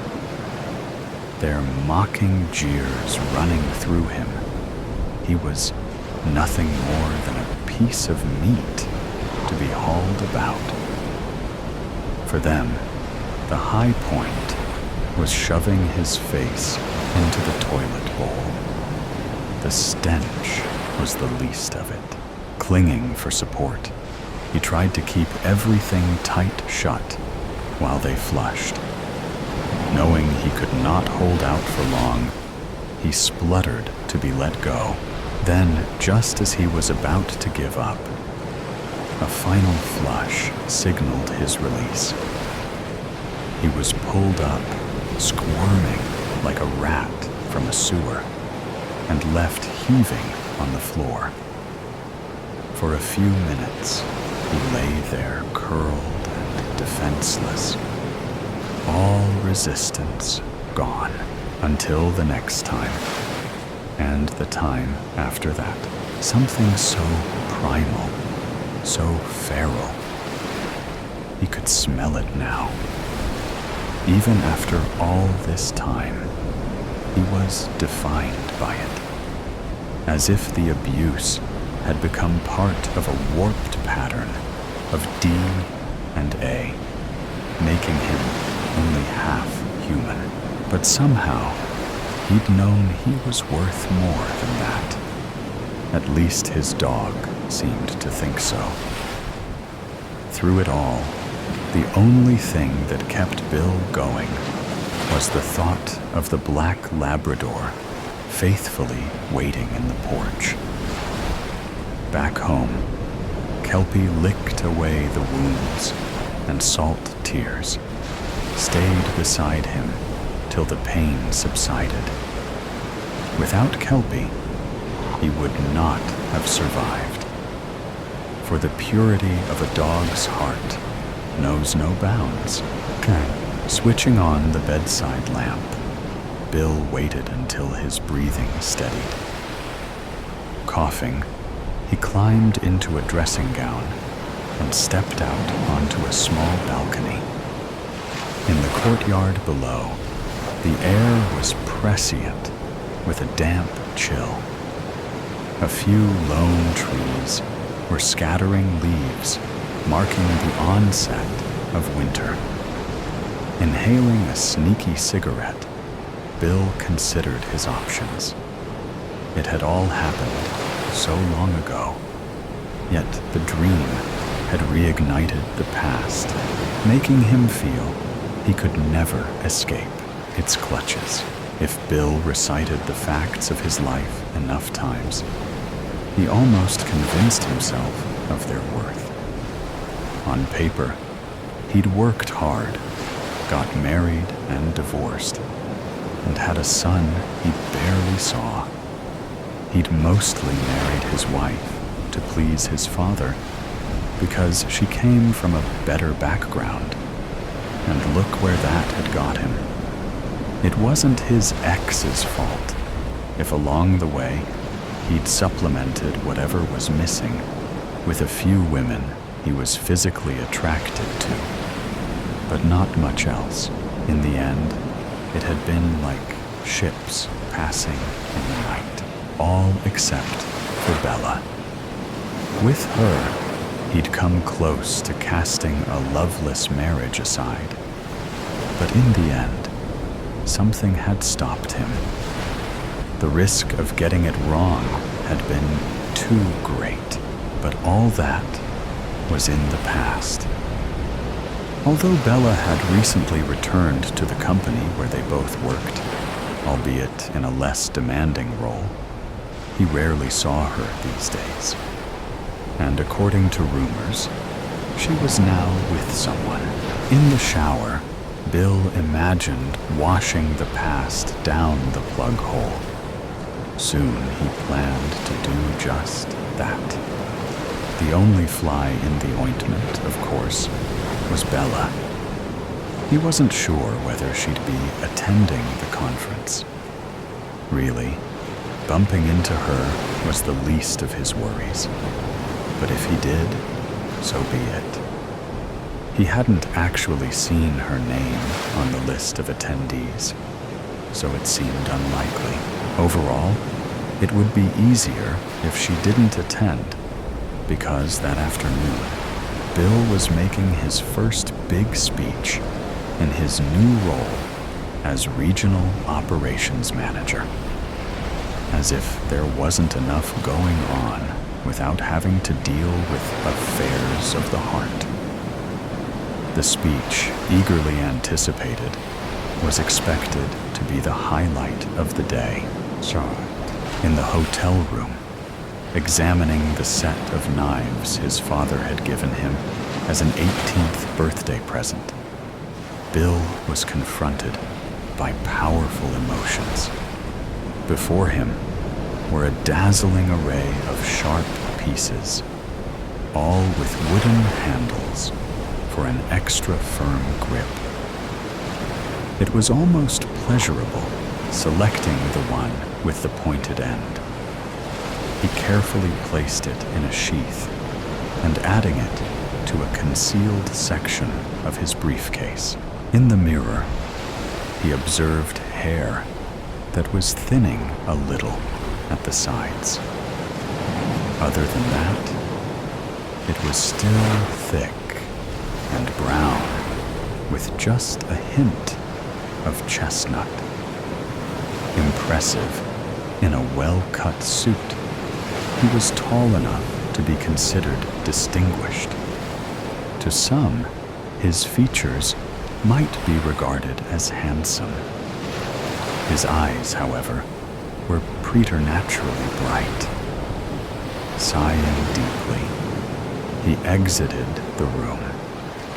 Clutching his laptop and briefcase, he made his way along the plushly carpeted corridor, entered the lift, and headed the 3 floors down to the conference room area.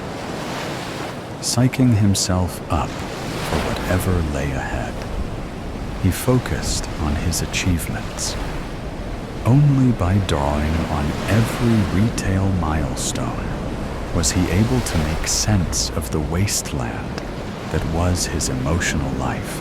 His mind's eye framed the certificates that took pride of place on his home office wall, charting his journey from sales assistant to the coveted role of Regional Operations Manager for one of the country's most successful chain stores.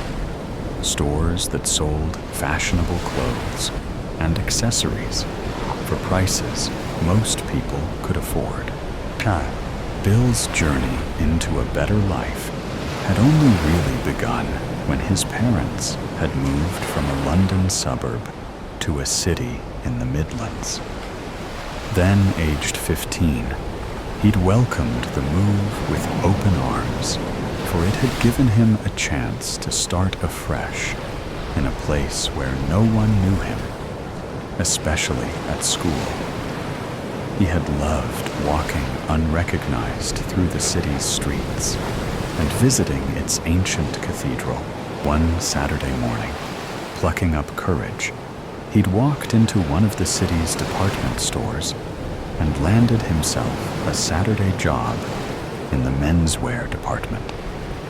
When he returned home, his mum made him a cup of tea, and Kelpie wagged a warm greeting. You could do a lot worse. They've got people queuing up to get a place in that store, his mum had commented. Then, examining him more closely, she observed, "You've darkened your hair. Isn't that what Elvis Presley did?" I expect so. I never liked my natural color, and I want to fit in at this school. That was the closest he'd come to admitting the bullying at his old school. He never told anyone about the suicidal thoughts. He couldn't miss her. Bella was a figure of light, breaking the conference room formality and wearing the most distinctive outfit. To him, she was the classiest person there, surrounded as she was by an adoring team of managers at one of the middle tables. Distracted by her presence, he could hardly wait for a chance to speak to her. The chance came while she was lining up to choose from a tray of canapes during the lunch break. "I wasn't expecting you to be here, Bella," he said. "I wasn't expecting to be here, but there was a change of plan. It's so good to see you," he found himself saying. "Well, I missed the company and the people.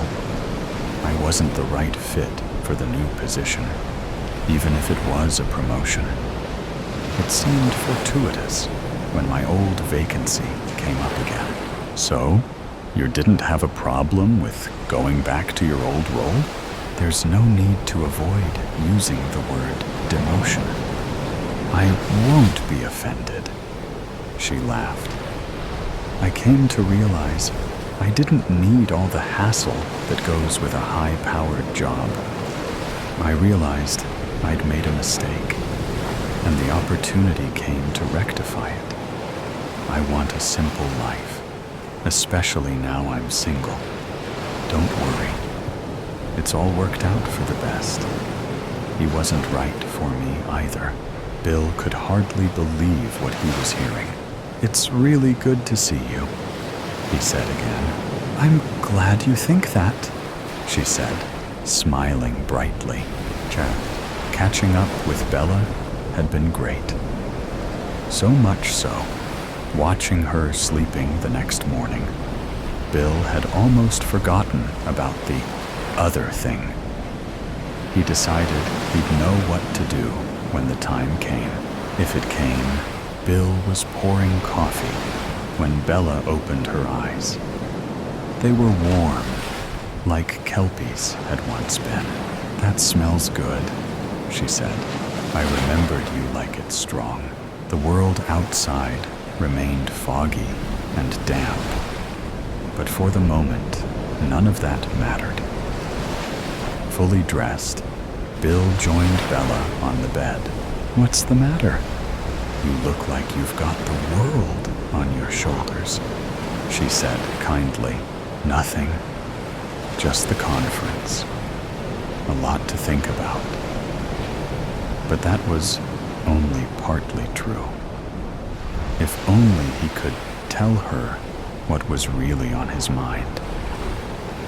Part of him wondered whether meeting Bella again was purely coincidental, or a sign he should let the past go once and for all.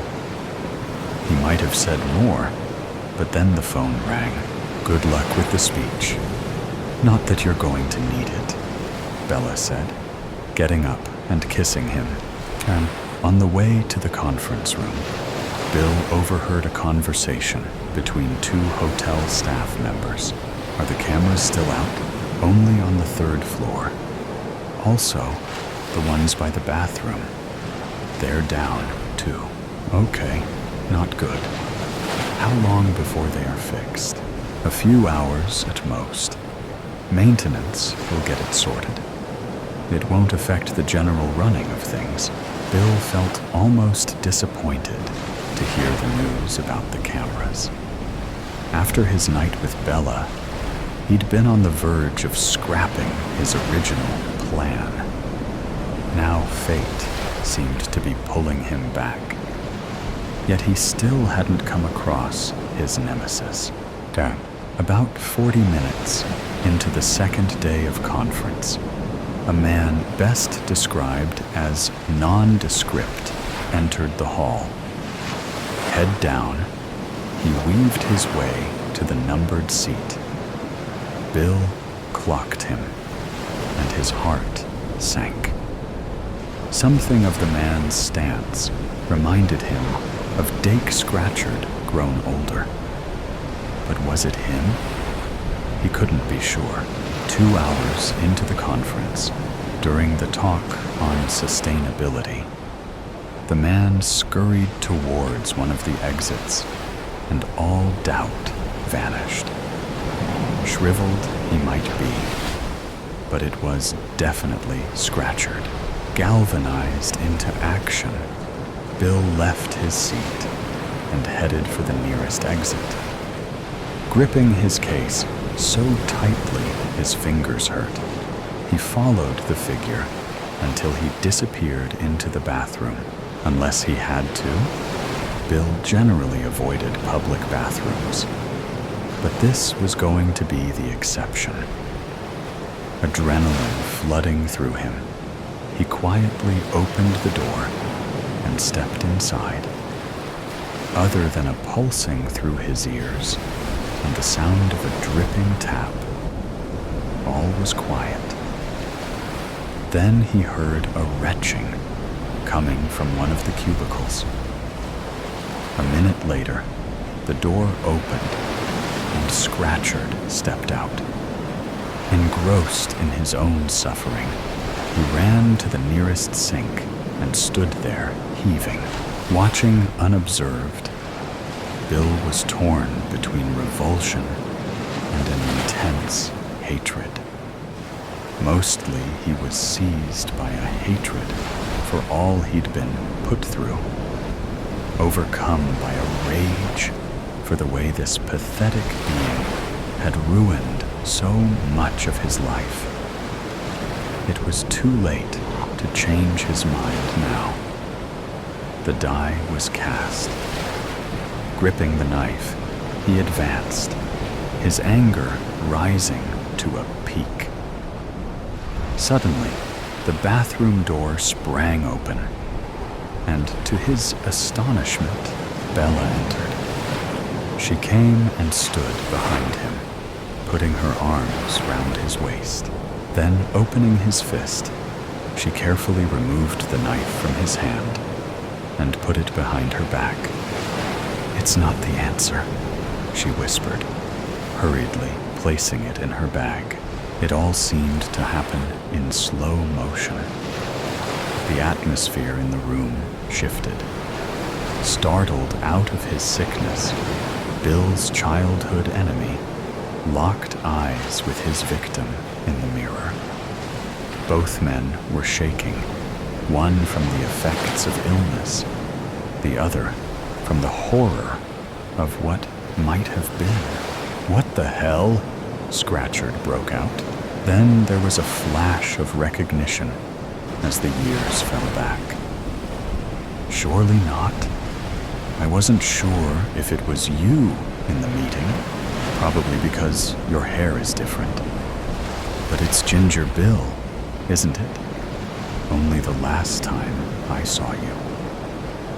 The words trailed off, vanished into the unknown. "But you never did see me," Bill said through gritted teeth. "All you saw was a weak boy you could bully because of his hair color. As I recall, the last time I saw you and your sick gang, you'd forced my head down the bog. Have you any idea what that does to someone? Did I do that?" Dake's face reddened. "I was a bit of a jerk in those days. If it's any consolation, life hasn't exactly treated me well. As you can see, I'm not a well man." The edges blurring, Bill felt the first stirrings of pity. "What's actually wrong with you, Scratchard?" Calling him by his surname felt like a minor victory. He'd never dared call him anything in school. Dake shook his head despairingly. "If it's not one thing, it's another these days. I had heart trouble a few years ago, and now this. I keep having to running to the toilet. and have a raging thirst. You need medical attention, Bella said unexpectedly. You're showing all the signs of severe diabetes. My father got like that before he was diagnosed.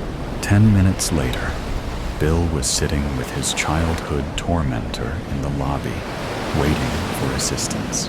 I'm sorry for making your school life hard, Dake muttered, unable to meet Bill's eyes. It was worse than that.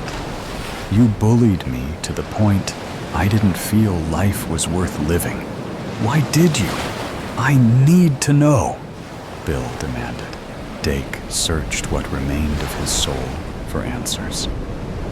I don't know, he admitted at last. Maybe it made me feel more in control. Life was miserable at home, and at school, I was somebody in front of the other kids. The rest of the day passed in a blur. But Bill somehow found the strength to get through his talk. He got a good reception at the end, and he couldn't help noticing Bella was clapping the hardest. What made you come into the bathroom like that? He asked her much later. I couldn't believe it when I saw you there.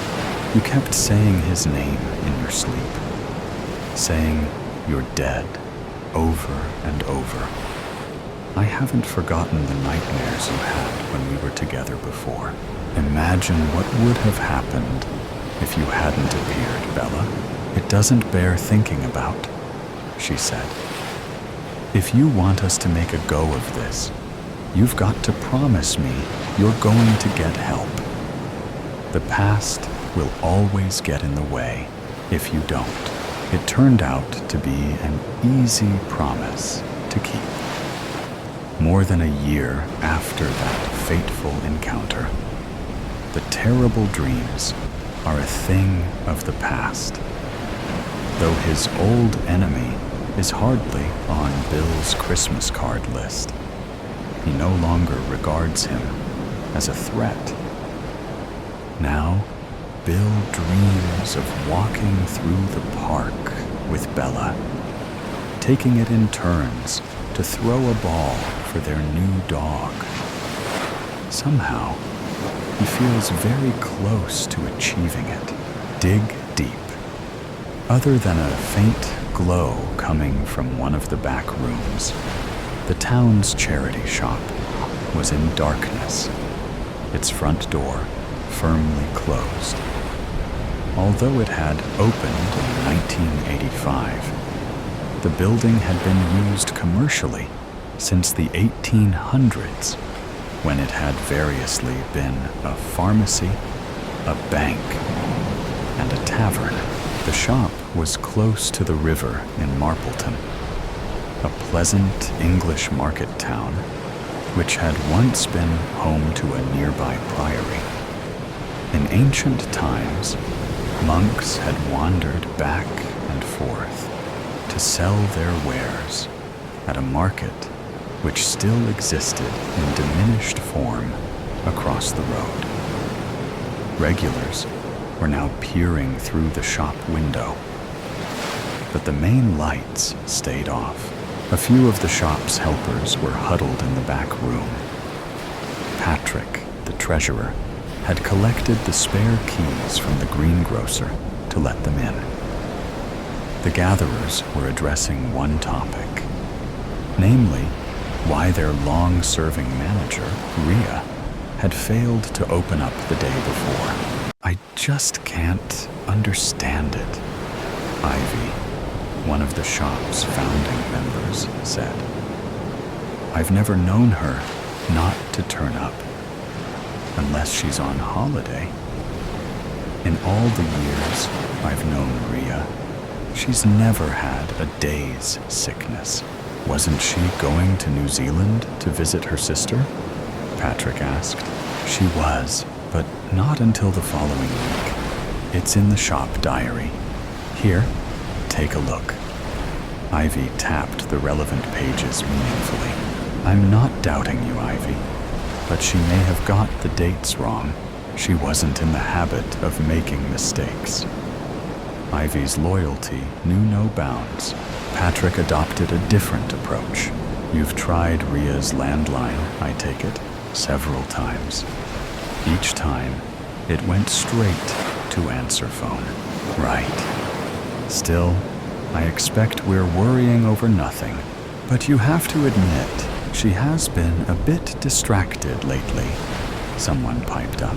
Patrick turned to Silvana hopefully, but she shook her head. I've tried her on her mobile, but nothing. Silvana was a refugee who had joined the shop 2 years earlier. Since Ria had taken her under her wing when she first came to England, her English had improved markedly. Silvana had been on the verge of admitting her true feelings for Ria. Reality had crushed the likelihood of her returning to her homeland anytime soon, and been replaced by something entirely unexpected. An overwhelming love for another human being. Silvana's great wish was to know whether that love was returned. Ria clearly liked her, but was it worth risking their friendship for more? The path to such an admission seemed littered with obstacles. Now, the mystery of Ria's whereabouts could be added to an already growing list. Did Ria say anything about changing her holiday plans, Silvana? Patrick asked, determined to get to the bottom of things. No, I went to her house for my lesson last Wednesday. She told me she'd be away all next week. Silvana had considered the matter carefully. Yes, that is so. Patrick said. I guess I'll have to contact the area manager about reopening the shop. You'll need to do that. Volunteer phone numbers are stored in the locked cabinet, and only Ria has the key, Ivy interjected. Head office have contact numbers too. Everyone knew Ria always carried a set of keys on a fob attached to a waistband. Patrick joked she secretly had a cellar key for the shop's more trying customers, to which he'd received an enigmatic smile. The actual cellar key had supposedly vanished in the mists of time. Certainly, there was no call to use the cellar with ample storage space elsewhere. In any case, the cellar door was kept permanently locked, preventing anyone getting trapped if there was a fire. Patrick scrutinized the rota sheets. Maybe Judd would be willing to help if we reopen the shop, he suggested. Silvana, who distrusted Judd, said nothing. 3 months earlier, dressed in black jeans and hoodie, and trailed by a mournful cocker spaniel, Judd had shown up to inquire about volunteering. When Silvana had bent to pat his dog, it had backed off, whimpering.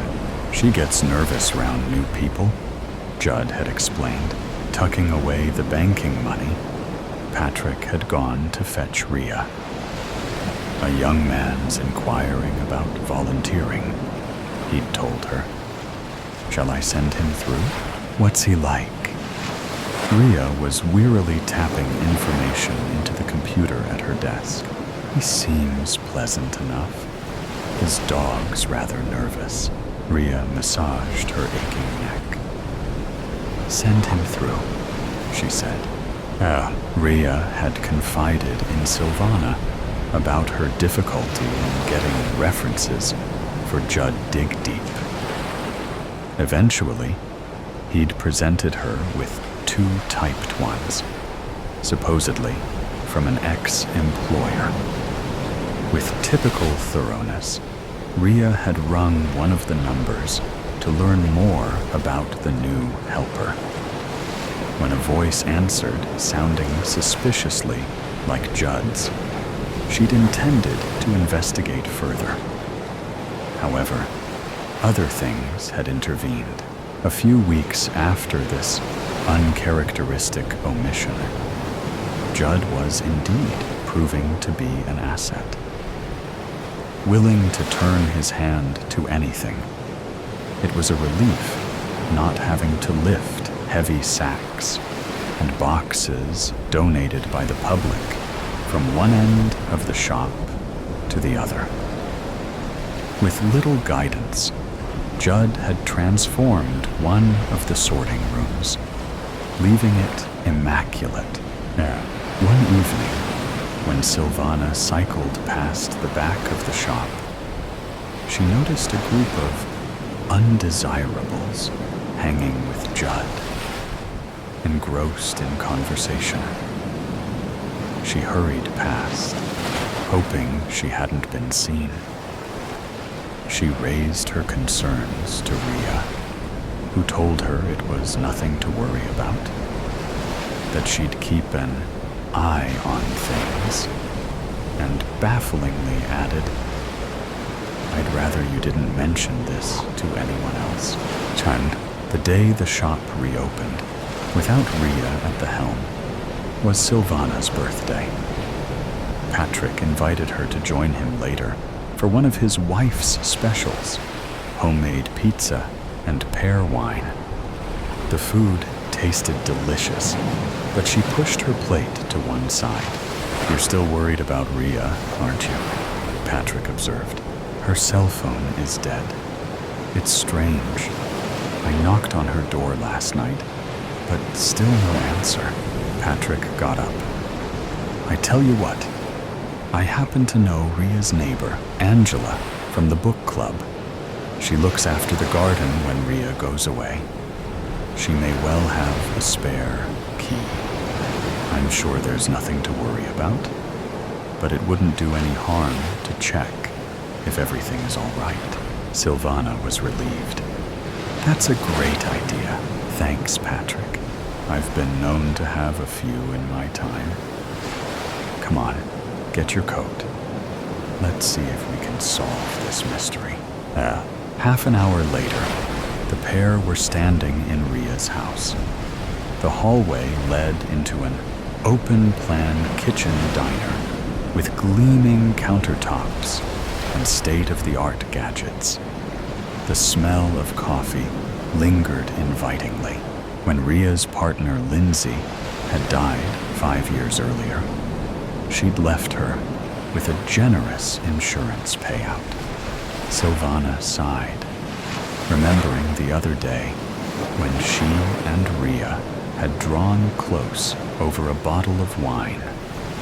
Rhea had even given her a present, only to be opened on your birthday, she instructed. But beneath the gaiety, she'd been out of sorts. Rhea had brushed aside Silvana's offer of help with a brisk, "I'm fine. I'll check down here if you do upstairs," Patrick said, jolting Silvana back to the present. The passport was lying on the bedside table. However, the photograph bore little resemblance to the person Silvana had come to love and admire. Having spent time working for a private detective agency when she was younger, instinct overrode caution, and she began a meticulous search for clues. Predictably, Rhea's shop keys were lying on the bedside table. More unexpected was the discovery of another set of keys attached to a ring with a tag labeled "Cellar." "Are you all right?" Patrick called up from the bottom of the staircase. "I'm okay." Silvana tucked the cellar keys into her bag. Then she remembered Rhea's present and opened it. She was surprised to find a pay-as-you-go phone, already charged up. "Well," Patrick exclaimed, "did you find anything?" "Just this."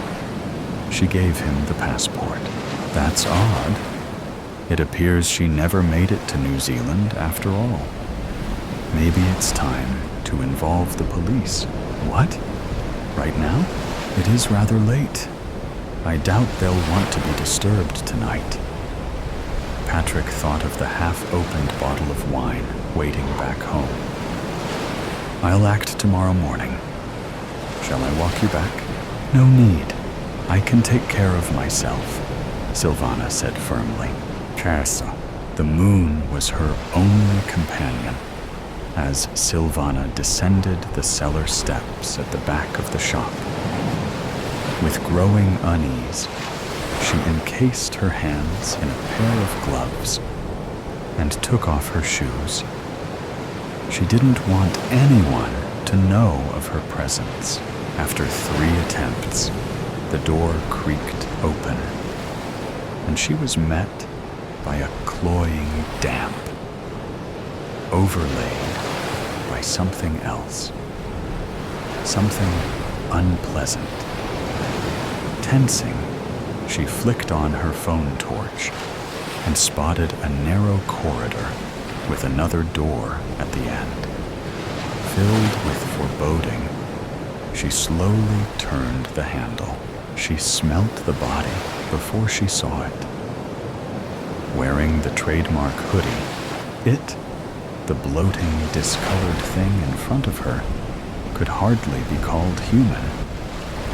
Judd lay slumped against an upturned table, his eyes staring and opaque. Silvana covered her face with a handkerchief to prevent retching and inspected the scene, noting the bloodied head and smashed vase lying beside it. The blood had pooled and dried, staining the clothes and floor.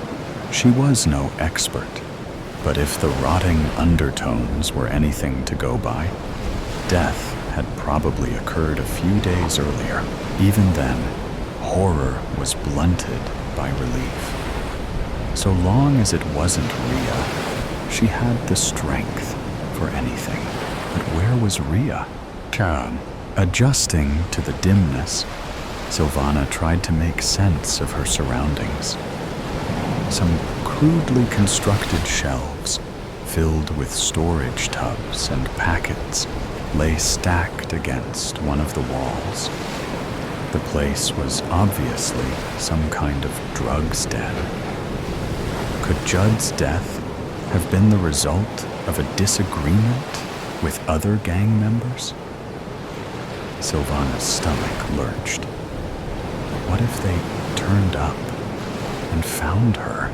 She'd only just locked the cellar door and picked up her shoes when she heard voices on the driveway.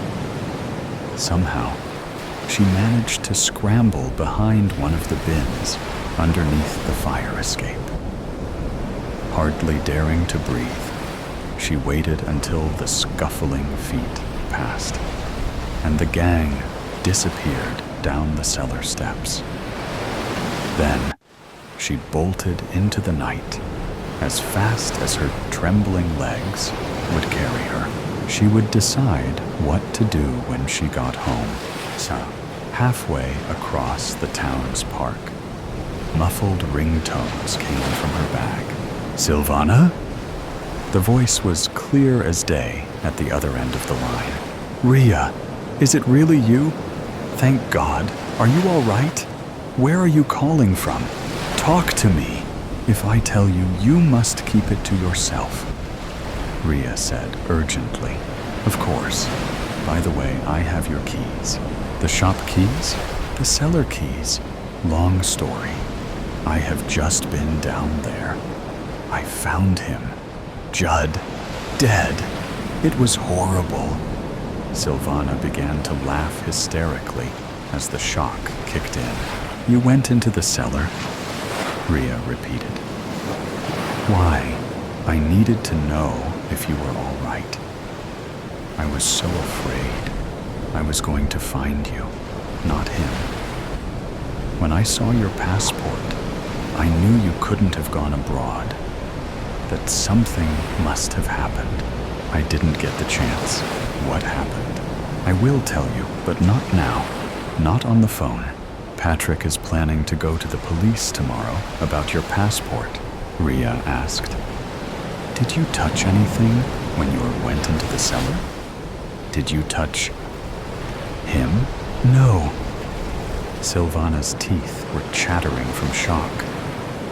It's cold outside. I was wearing gloves. But what do you know about Judd? Why were you wearing gloves? I don't know. I had a bad feeling. I didn't want to be implicated in anything. Back home, I once worked at a detective agency. I learned about not touching crime scenes. You may want to call the police, Rhea said. But please, can I ask you not to tell them I got in contact? Or about me giving you the phone? We'll meet soon. That is, if you want to. I'll understand if you don't want anything more to do with me. Of course I want to meet you. It seemed silly pretending now. It's all I think about. Ciao. Silvana's heart flipped when she saw the distant figure standing on the pier below. The matinee performance at the Pavilion Theater was in full swing, and the pier was almost deserted. She came up behind Rhea, patting her on the shoulder. Hey, Rhea turned, instantly relaxing when she saw her friend. Hey. Silvana sank into Rhea's arms. For a long time, the pair embraced. It's so good to see you, Silvana said. Likewise. Rhea glanced round. Does anyone know you're here? No. And I'm so hungry. Rhea grinned. How about some fish and chips? I'll treat you. You mean the famous English fish and chips? Rhea grinned. I've discovered a great place on the front. She linked arms with Silvana. Come on, let's eat. Then I'll tell you everything. Ciao. Judd was a bad lot, Rhea admitted later. He was running a drug racket, and I threatened to report him to the police. It doesn't surprise me. But how did you find out? Not long after I joined the shop, I was clearing up one of the back rooms and came across a discarded cabinet. There were 2 sets of cellar keys in it. I never told anyone about them, partly because I didn't want a lot of fuss. I wanted to keep it to myself. Unfortunately, Judd caught me coming up the stairs one evening and demanded to store his things there. I didn't like the way he spoke to me. When I refused, he threatened to torture his dog in front of me. He implied if I didn't comply, I'd be next. His eyes were so cold. For the second time in my life, I felt real fear. There would be time enough to ask about the first time, Silvana thought, clasping Rhea's hand. I'm afraid there's more, Rhea said dully. You probably won't want anything to do with me when you hear the rest. Silvana clutched Rhea's hand more tightly. She'd come too far to be brushed aside. Why don't you let me be the judge of that? She said firmly. Whatever it is, we'll bear it together. You see, I love you. I need you to know that. You do?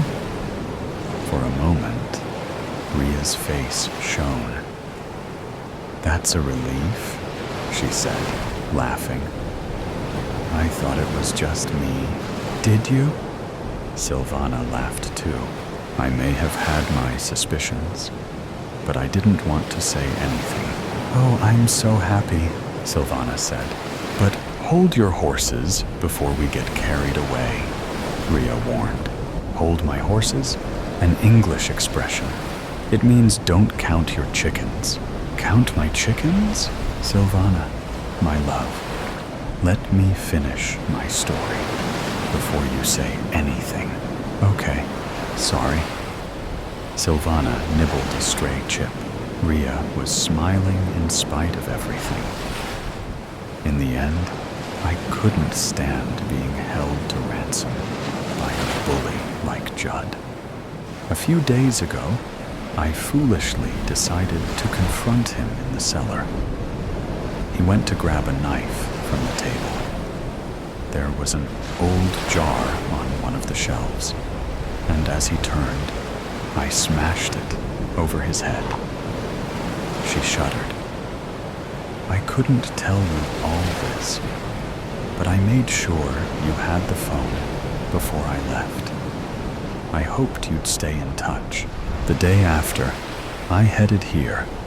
Not wanting to be traced, I paid for everything with cash. But surely the police will realize you only acted in self-defense, Silvana insisted.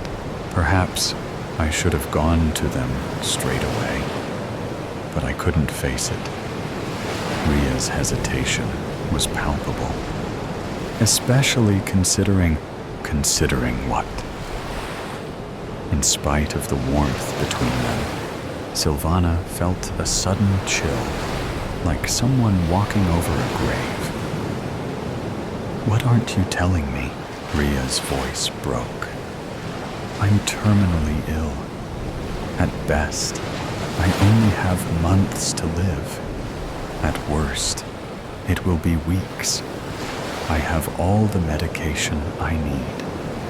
I just want to spend my last days in a place with happy memories. I can't believe it. But Silvana knew Ria was speaking the truth. She tried to disguise her anguish. How long have you known? She whispered. I only found out for certain the day before Judd threatened me in the cellar. Maybe I wasn't thinking straight. I should have told the police everything long before. But by then, I was in too deep. I'm going to stay with you. Silvana had never been more certain of anything. Ria shook her head. Stay with me tonight, and go back tomorrow. It won't be long before the police check the cellar. It will look odd if you're not there. I have every faith in your survival skills. Look how far you've come. In the meantime, there's something I want you to have. What is it? Ria handed Silvana 2 envelopes. Inside one is a plan of the cellar. After years of searching, I think I may have finally uncovered the sealed entrance to a tunnel leading to the old priory. My father was a historian and suspected there might be one near the shop. The other is a copy of my will. It's my final and dearest wish to make your life better when I've gone. Friday the 13th. The storm had been brewing all day. An ominous black sky that only got darker as the hours passed. Perfect for a Friday the 13th, especially one in October. Flynn and I had been working all day at Rewind Rentals, the shop busy with locals picking up horror films to fuel their spooky movie marathons. Upstairs, at the Rewind Theater, we'd been showing a lineup of old-school classics. Freddy Krueger, Halloween, even The Company of Wolves for the hardcore fans. I was setting up the projector in the small, cozy theater room. A bowl of popcorn resting against my hip. The audience, mostly townies who liked the idea of watching horror movies in the vintage ambiance of the theater, settled into their worn velvet chairs with drinks, candy, and buttery popcorn. Flynn had put together a killer playlist for the pre-show, layering eerie sounds between trailers for other horror films. The first jump scare in Halloween was coming up, just as the weather outside began to turn nasty. A sudden, deafening crack of thunder echoed through the building. Lightning illuminated the theater windows, and everyone jumped in their seats, right on cue with the movie. I couldn't help but laugh, the timing too perfect to be planned. The storm had really picked up, pouring rain rattling against the windows. It made the dim lights in the shop downstairs flicker, which I only noticed as I left the theater and headed back down. Flynn had snuck off a little earlier, saying something about grabbing the next movie for the queue. I descended the creaky stairs, the hum of the old films playing through the walls. Just as I reached the last step, lightning flashed again, and the room went momentarily white, followed by a boom of thunder that seemed to shake the very floor beneath me. I shook my head, grinning to myself. Flynn loved Friday the 13th, especially one as dramatic as this.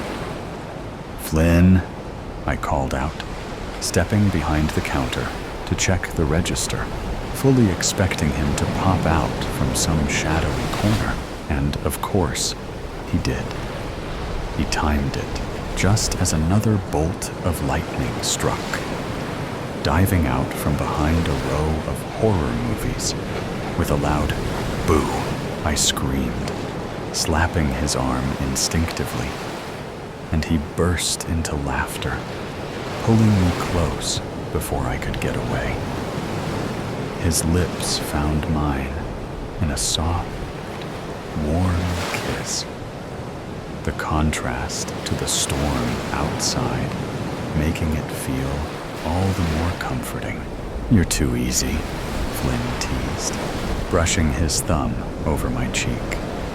Always so jumpy, I rolled my eyes, trying to ignore the way my pulse quickened. "Yeah, well, I have a reason to be, especially on nights like this. Something weird always happens on Friday the 13th. I'm starting to think I'm cursed." Flynn raised an eyebrow, that familiar smirk tugging at the corner of his lips. "Oh? And what makes you say that?" I sighed, stepping back and leaning against the counter as I crossed my arms, the rain tapping against the windows behind me. "Okay, so remember last year when I was doing the end-of-day paperwork behind the desk?" He nodded, waiting for me to continue. I looked up, and there was this guy standing by the horror section, I said, feeling a little chill run down my spine at the memory. He was wearing this creepy mask, like one of those old porcelain doll faces, and just staring at me. Flynn's grin faded, his expression shifting from amused to something more serious. "Wait, what? Who was he?" "That's the thing. I don't know. I didn't hear the bell ring when he came in, and when I greeted him, he didn't say anything. He just kept watching me while he browsed the shelves."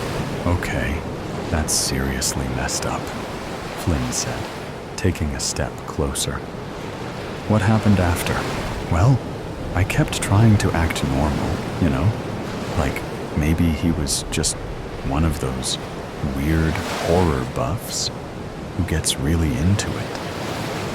I shrugged, feeling the goosebumps rise on my arms.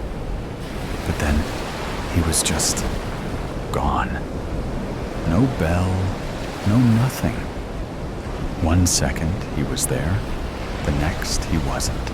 Jesus, Amelia, that's creepy as hell, Flynn muttered, looking around as if expecting to see someone lurking in the shadows. What the hell is wrong with people? Coral Cove is supposed to be safe. Yeah, well, that's what I thought too. But every Friday the 13th, something strange happens. I glanced over at the old TV sets lining the back wall. One of them flickering ominously, as if the storm outside had seeped into the electronics. Flynn shook his head. That's insane. Did you ever find out who it was? Nope. Never saw him again, I replied, my voice softer now. I even checked the cameras, but nothing.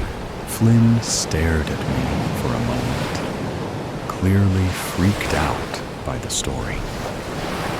Before he could say anything else, another loud clap of thunder boomed through the shop, making the old bells on the door chime, just as the lightning flashed again. I froze for a split second, watching the window, and Flynn turned to look at the door. When he glanced back at me, his eyes widened, and he took a step back. Flynn let out a yell, nearly tripping over the counter stool in his panic. I couldn't help it. I burst into laughter. I had slipped on the same creepy mask from the back room, the one we kept for Halloween decorations. You should have seen your face, I howled, tears of laughter streaming down my cheeks as I pulled the mask off. Priceless! Flynn clutched his chest, breathing heavily, before shaking his head at me. You're a menace, he said, stepping forward and wrapping his arms around me. And I don't know why I put up with you, I grinned, tilting my head up to meet his gaze. Because you love me, I teased. He rolled his eyes, but leaned down to kiss me again. The storm outside, a distant rumble, compared to the warmth between us. Yeah, I do, he murmured, pulling me closer. The rain kept falling. The thunder rolled. And in that small, cozy corner of Coral Cove, surrounded by dusty VHS tapes and flickering lights, we felt untouchable, no matter how cursed the night might be. Oh, Muse. Oh, Catharsis. My legs were on fire by the time they left the ground.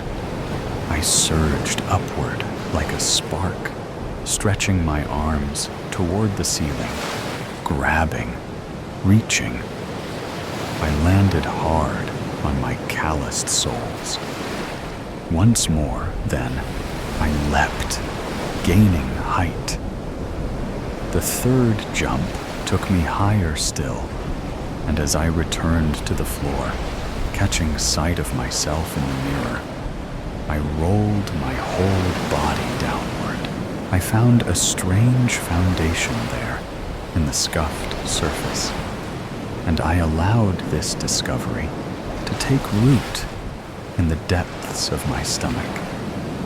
It tugged me to the ground like a magnet, providing momentum as I sank.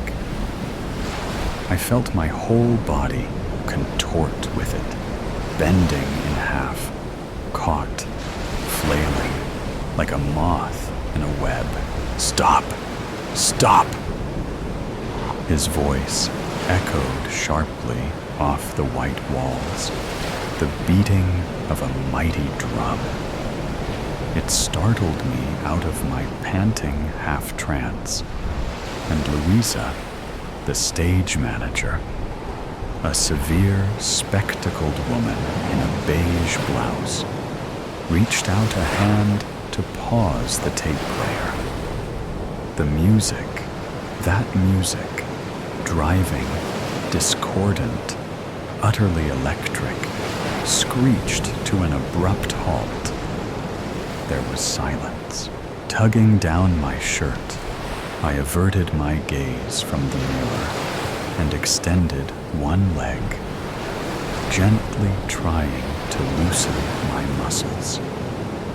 But booming in that same voice, the voice of the giant that he was, he rose from his chair and began to circle me like a desert bird.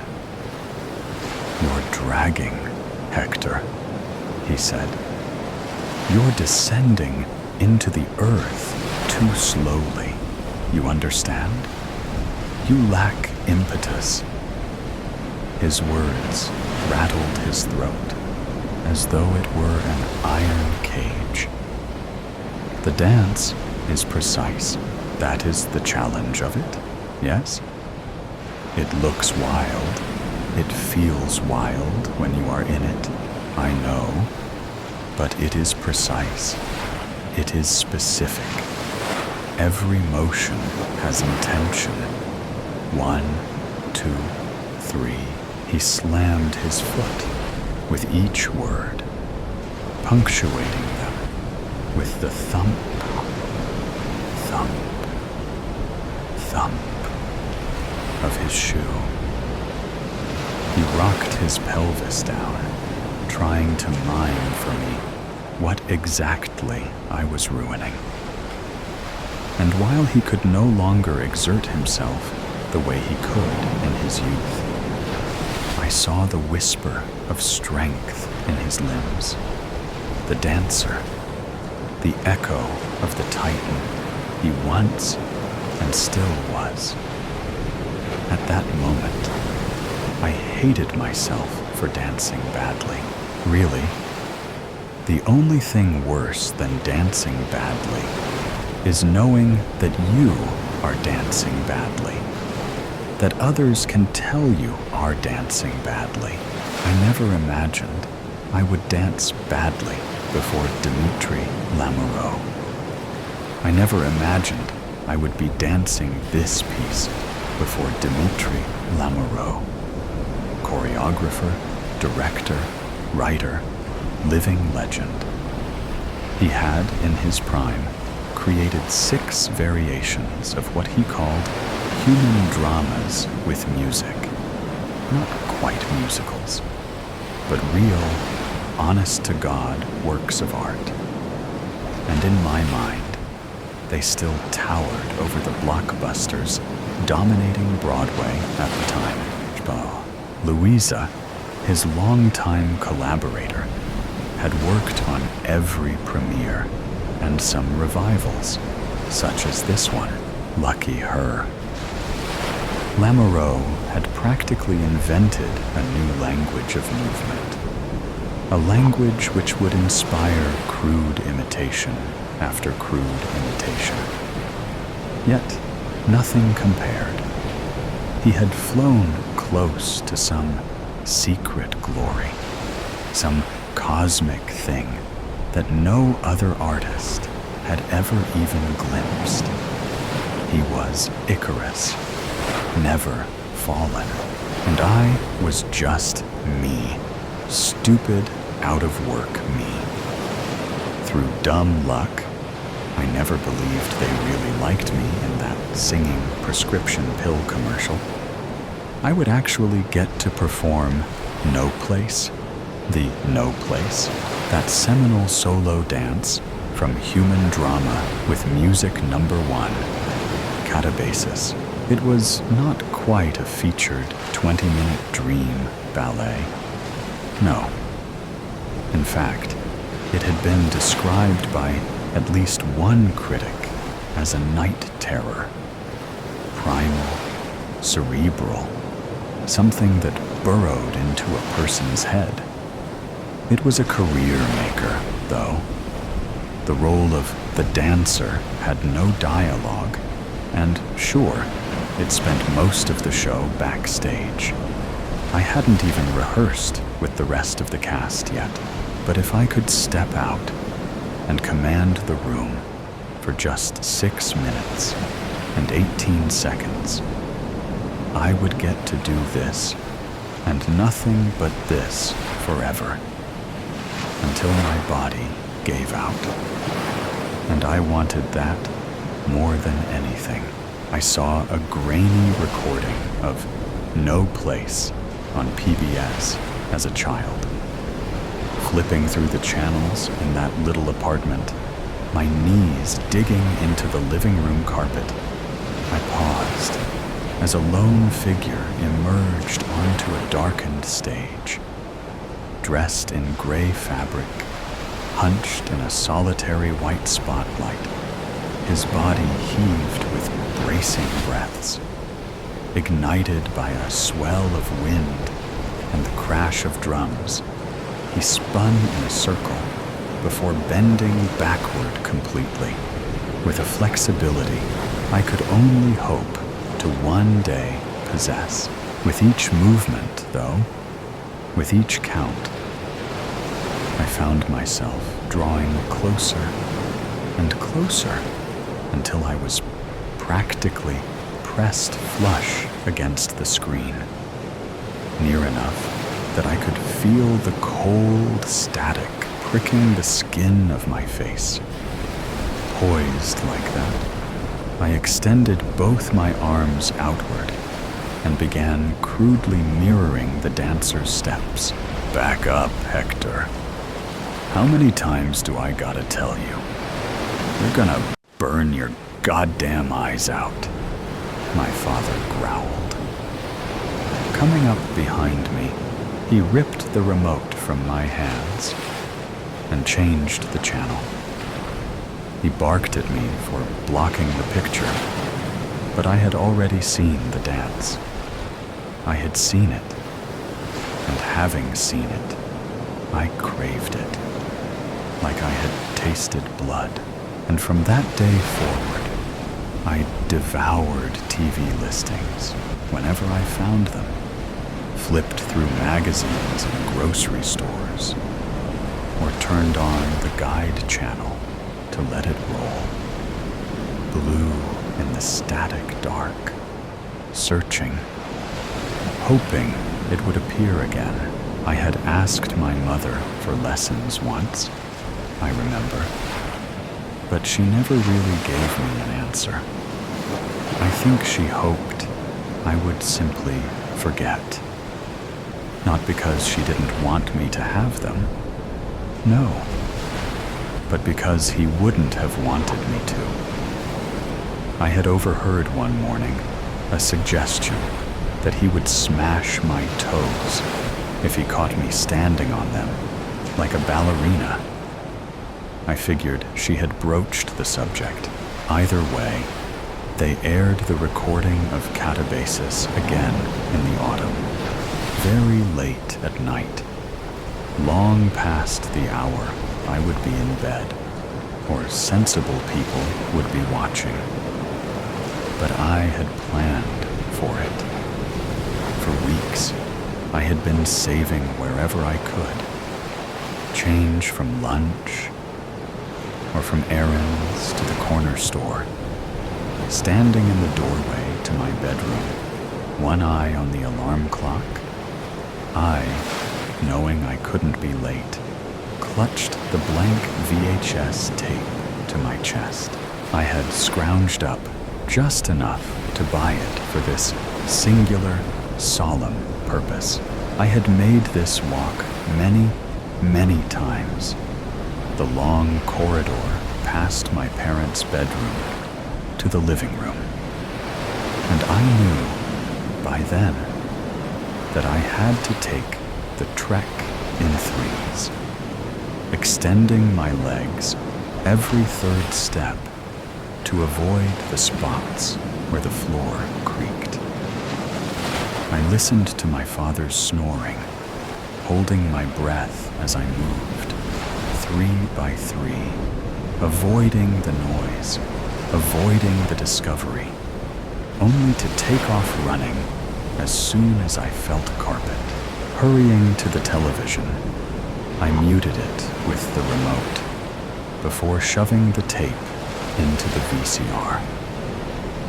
And as soon as I was sure that little red light was blinking, I watched. Yeah, I watched. And I mirrored the silent movements as if compelled, as if called. And while I didn't learn to dance for real until high school, when I could spend more time outside the house, I did dance for real that night. I hid the tape in a corner of my closet and snuck it out again and again, whenever the opportunity arose, until it broke and I couldn't even rewind it anymore. I'm sorry. I'm in my head. I can do it, I said at last, speaking to Lamoureux in the mirror of the rehearsal room. I shifted my eyes to the floor, but he pulled up my chin, forcing me to look at myself. I know you can, Hector. We saw it in your audition. Do that. Shall we run the section again? Louisa asked. Her finger hovered over the tape player. No. I'm tired of sections. We've been doing nothing but sections. Let's weave them together now. He needs to feel the full scope. Yes? He locked eyes with my reflection. You can do the full piece? From the top? I nodded, because I did not know what else to do. And I realized in that moment that, more than anything, I wanted to impress him. I didn't want him to regret entrusting me, of all the dancers in the world, with this most sacred thing. And so, I lapsed into my pre-routine. Walking in a circle, the wood cold beneath my feet, I counted my steps in threes, stretching my legs at every third, out of habit or tradition or superstition. I rolled my hands downward next, running my pointer finger along each of my toes, counting out all 10 before taking my place before the mirror. Lamoureux settled back in his chair with a grunt, and turning to Louisa, I gave a nod. She pressed a few buttons, and with a low analog whir, the music began. I exhaled, my whole chest heaving, and counting to myself, I began. Turning, whirling, writhing, I bent myself backward, stretching my entire torso. Lamoureux, too, began keeping time, stomping away with his foot, watching every movement I made, driving me forward, taking hold of the energy I was hurling out into the space. Thump, thump, thump, thump. Each beat seeped into me, filling the pores of my thrashing body and setting my muscles ablaze. I blinked, and at first, I was not even sure I had seen it. It began as something of a flicker of light, a vague shadow over my left shoulder, almost a smudge on the mirror. The music hastened, and Lamoureux thumped time. And as if keeping up with it, the thing in the glass moved. I spun too, and it seemed to spin with me. But locked into the dance, I did not stop to look. No, I spun. And I spun lost completely. And with each turn, the shape seemed to take more solid form, until I, facing the mirror, panting, aching, could see it, really see it. Skeletal limbs, impossibly long, arachnid almost, pulsed with tendons and throbbing red veins.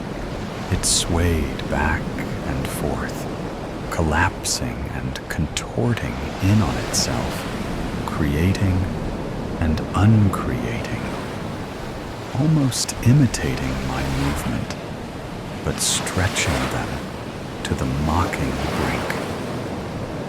It was a figure, a rotting husk, forged as if from teeth and flesh and living darkness.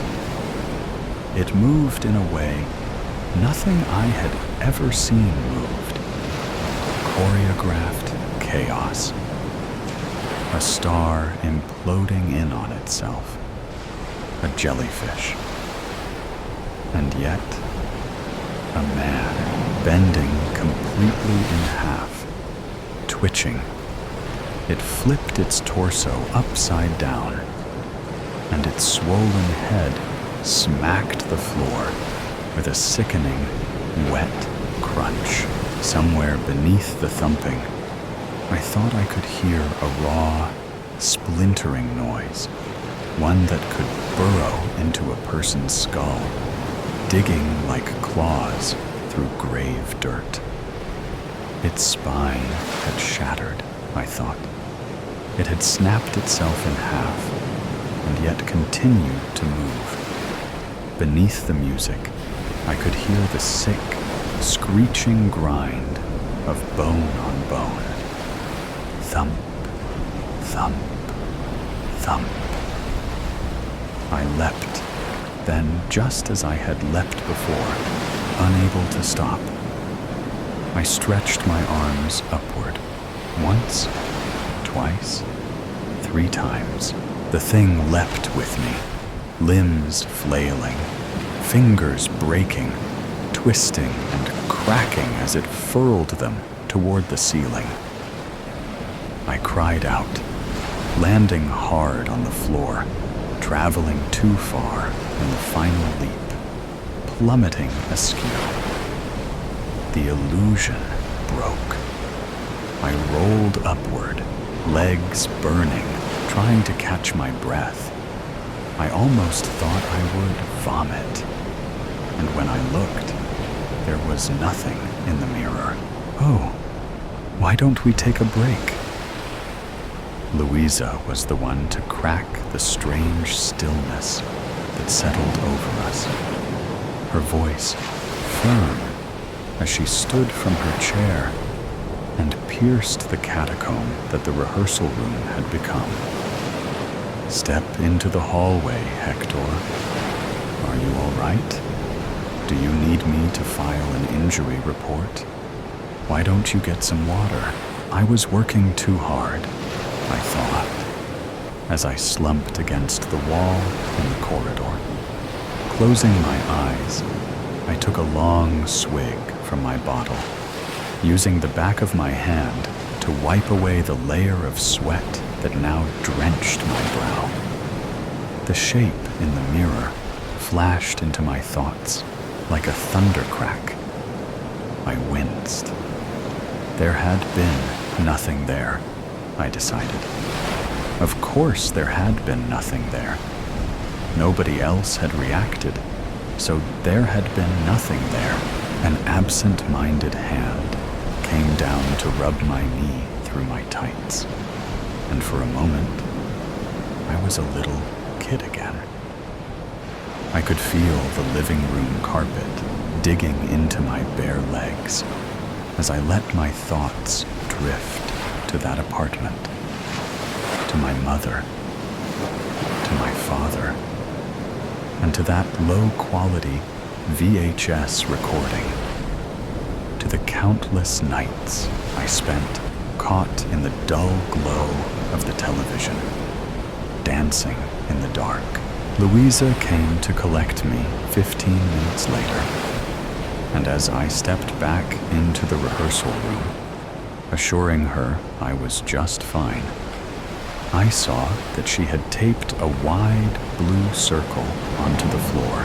"You traveled too far last time," Lamoureux said from his perch. I had Louisa mark the edges of the stage. It's shaped like a disc. You must stay within the circle, understand? Are you ready to try again? Yes, but I was just thinking.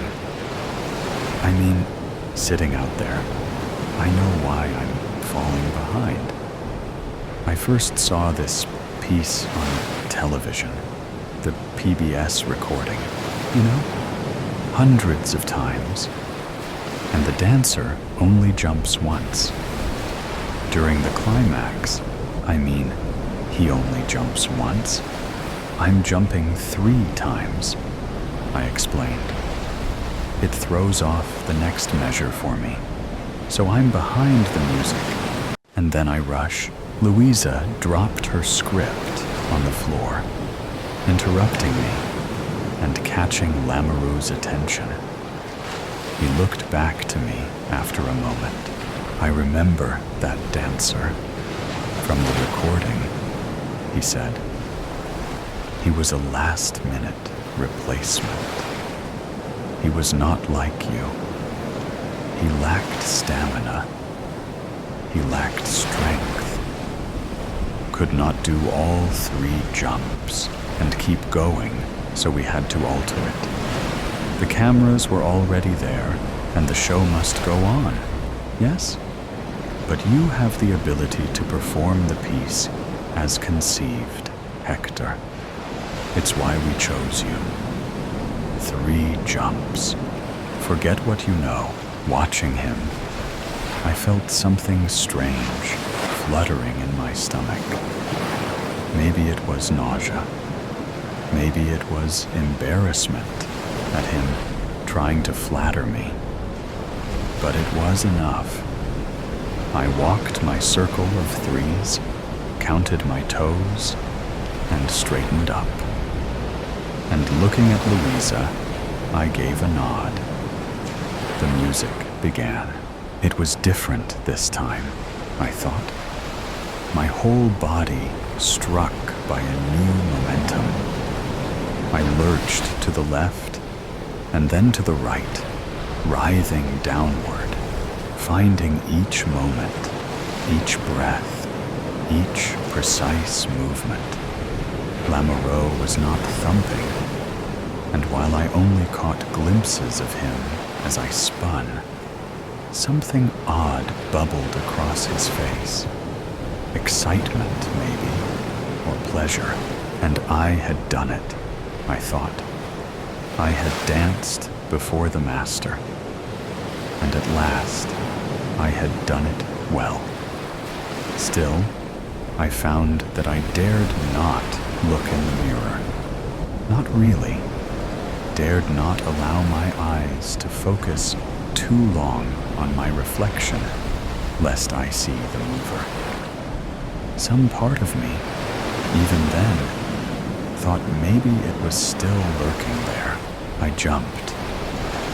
Once, twice, 3 times, extending my arms, my feet finding the floor as I plummeted down, sinking into the earth.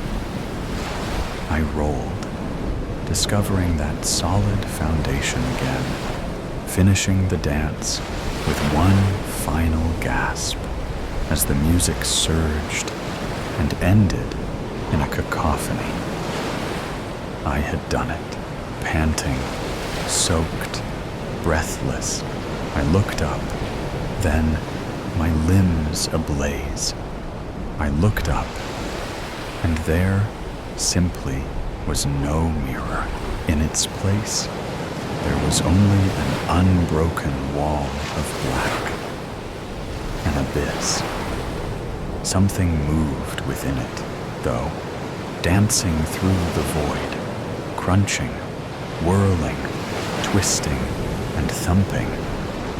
I watched it now, watched the way it transfigured itself. It was almost divine. Some odd part of my brain thought, the way it moved. Like nothing else had ever moved. Stunning, yes? Lamoureux said, coming up behind me as I knelt there. He placed a hand on my shoulder. Louisa joined him, and all three of us looked. Do not be afraid. It dwells there, in the dark.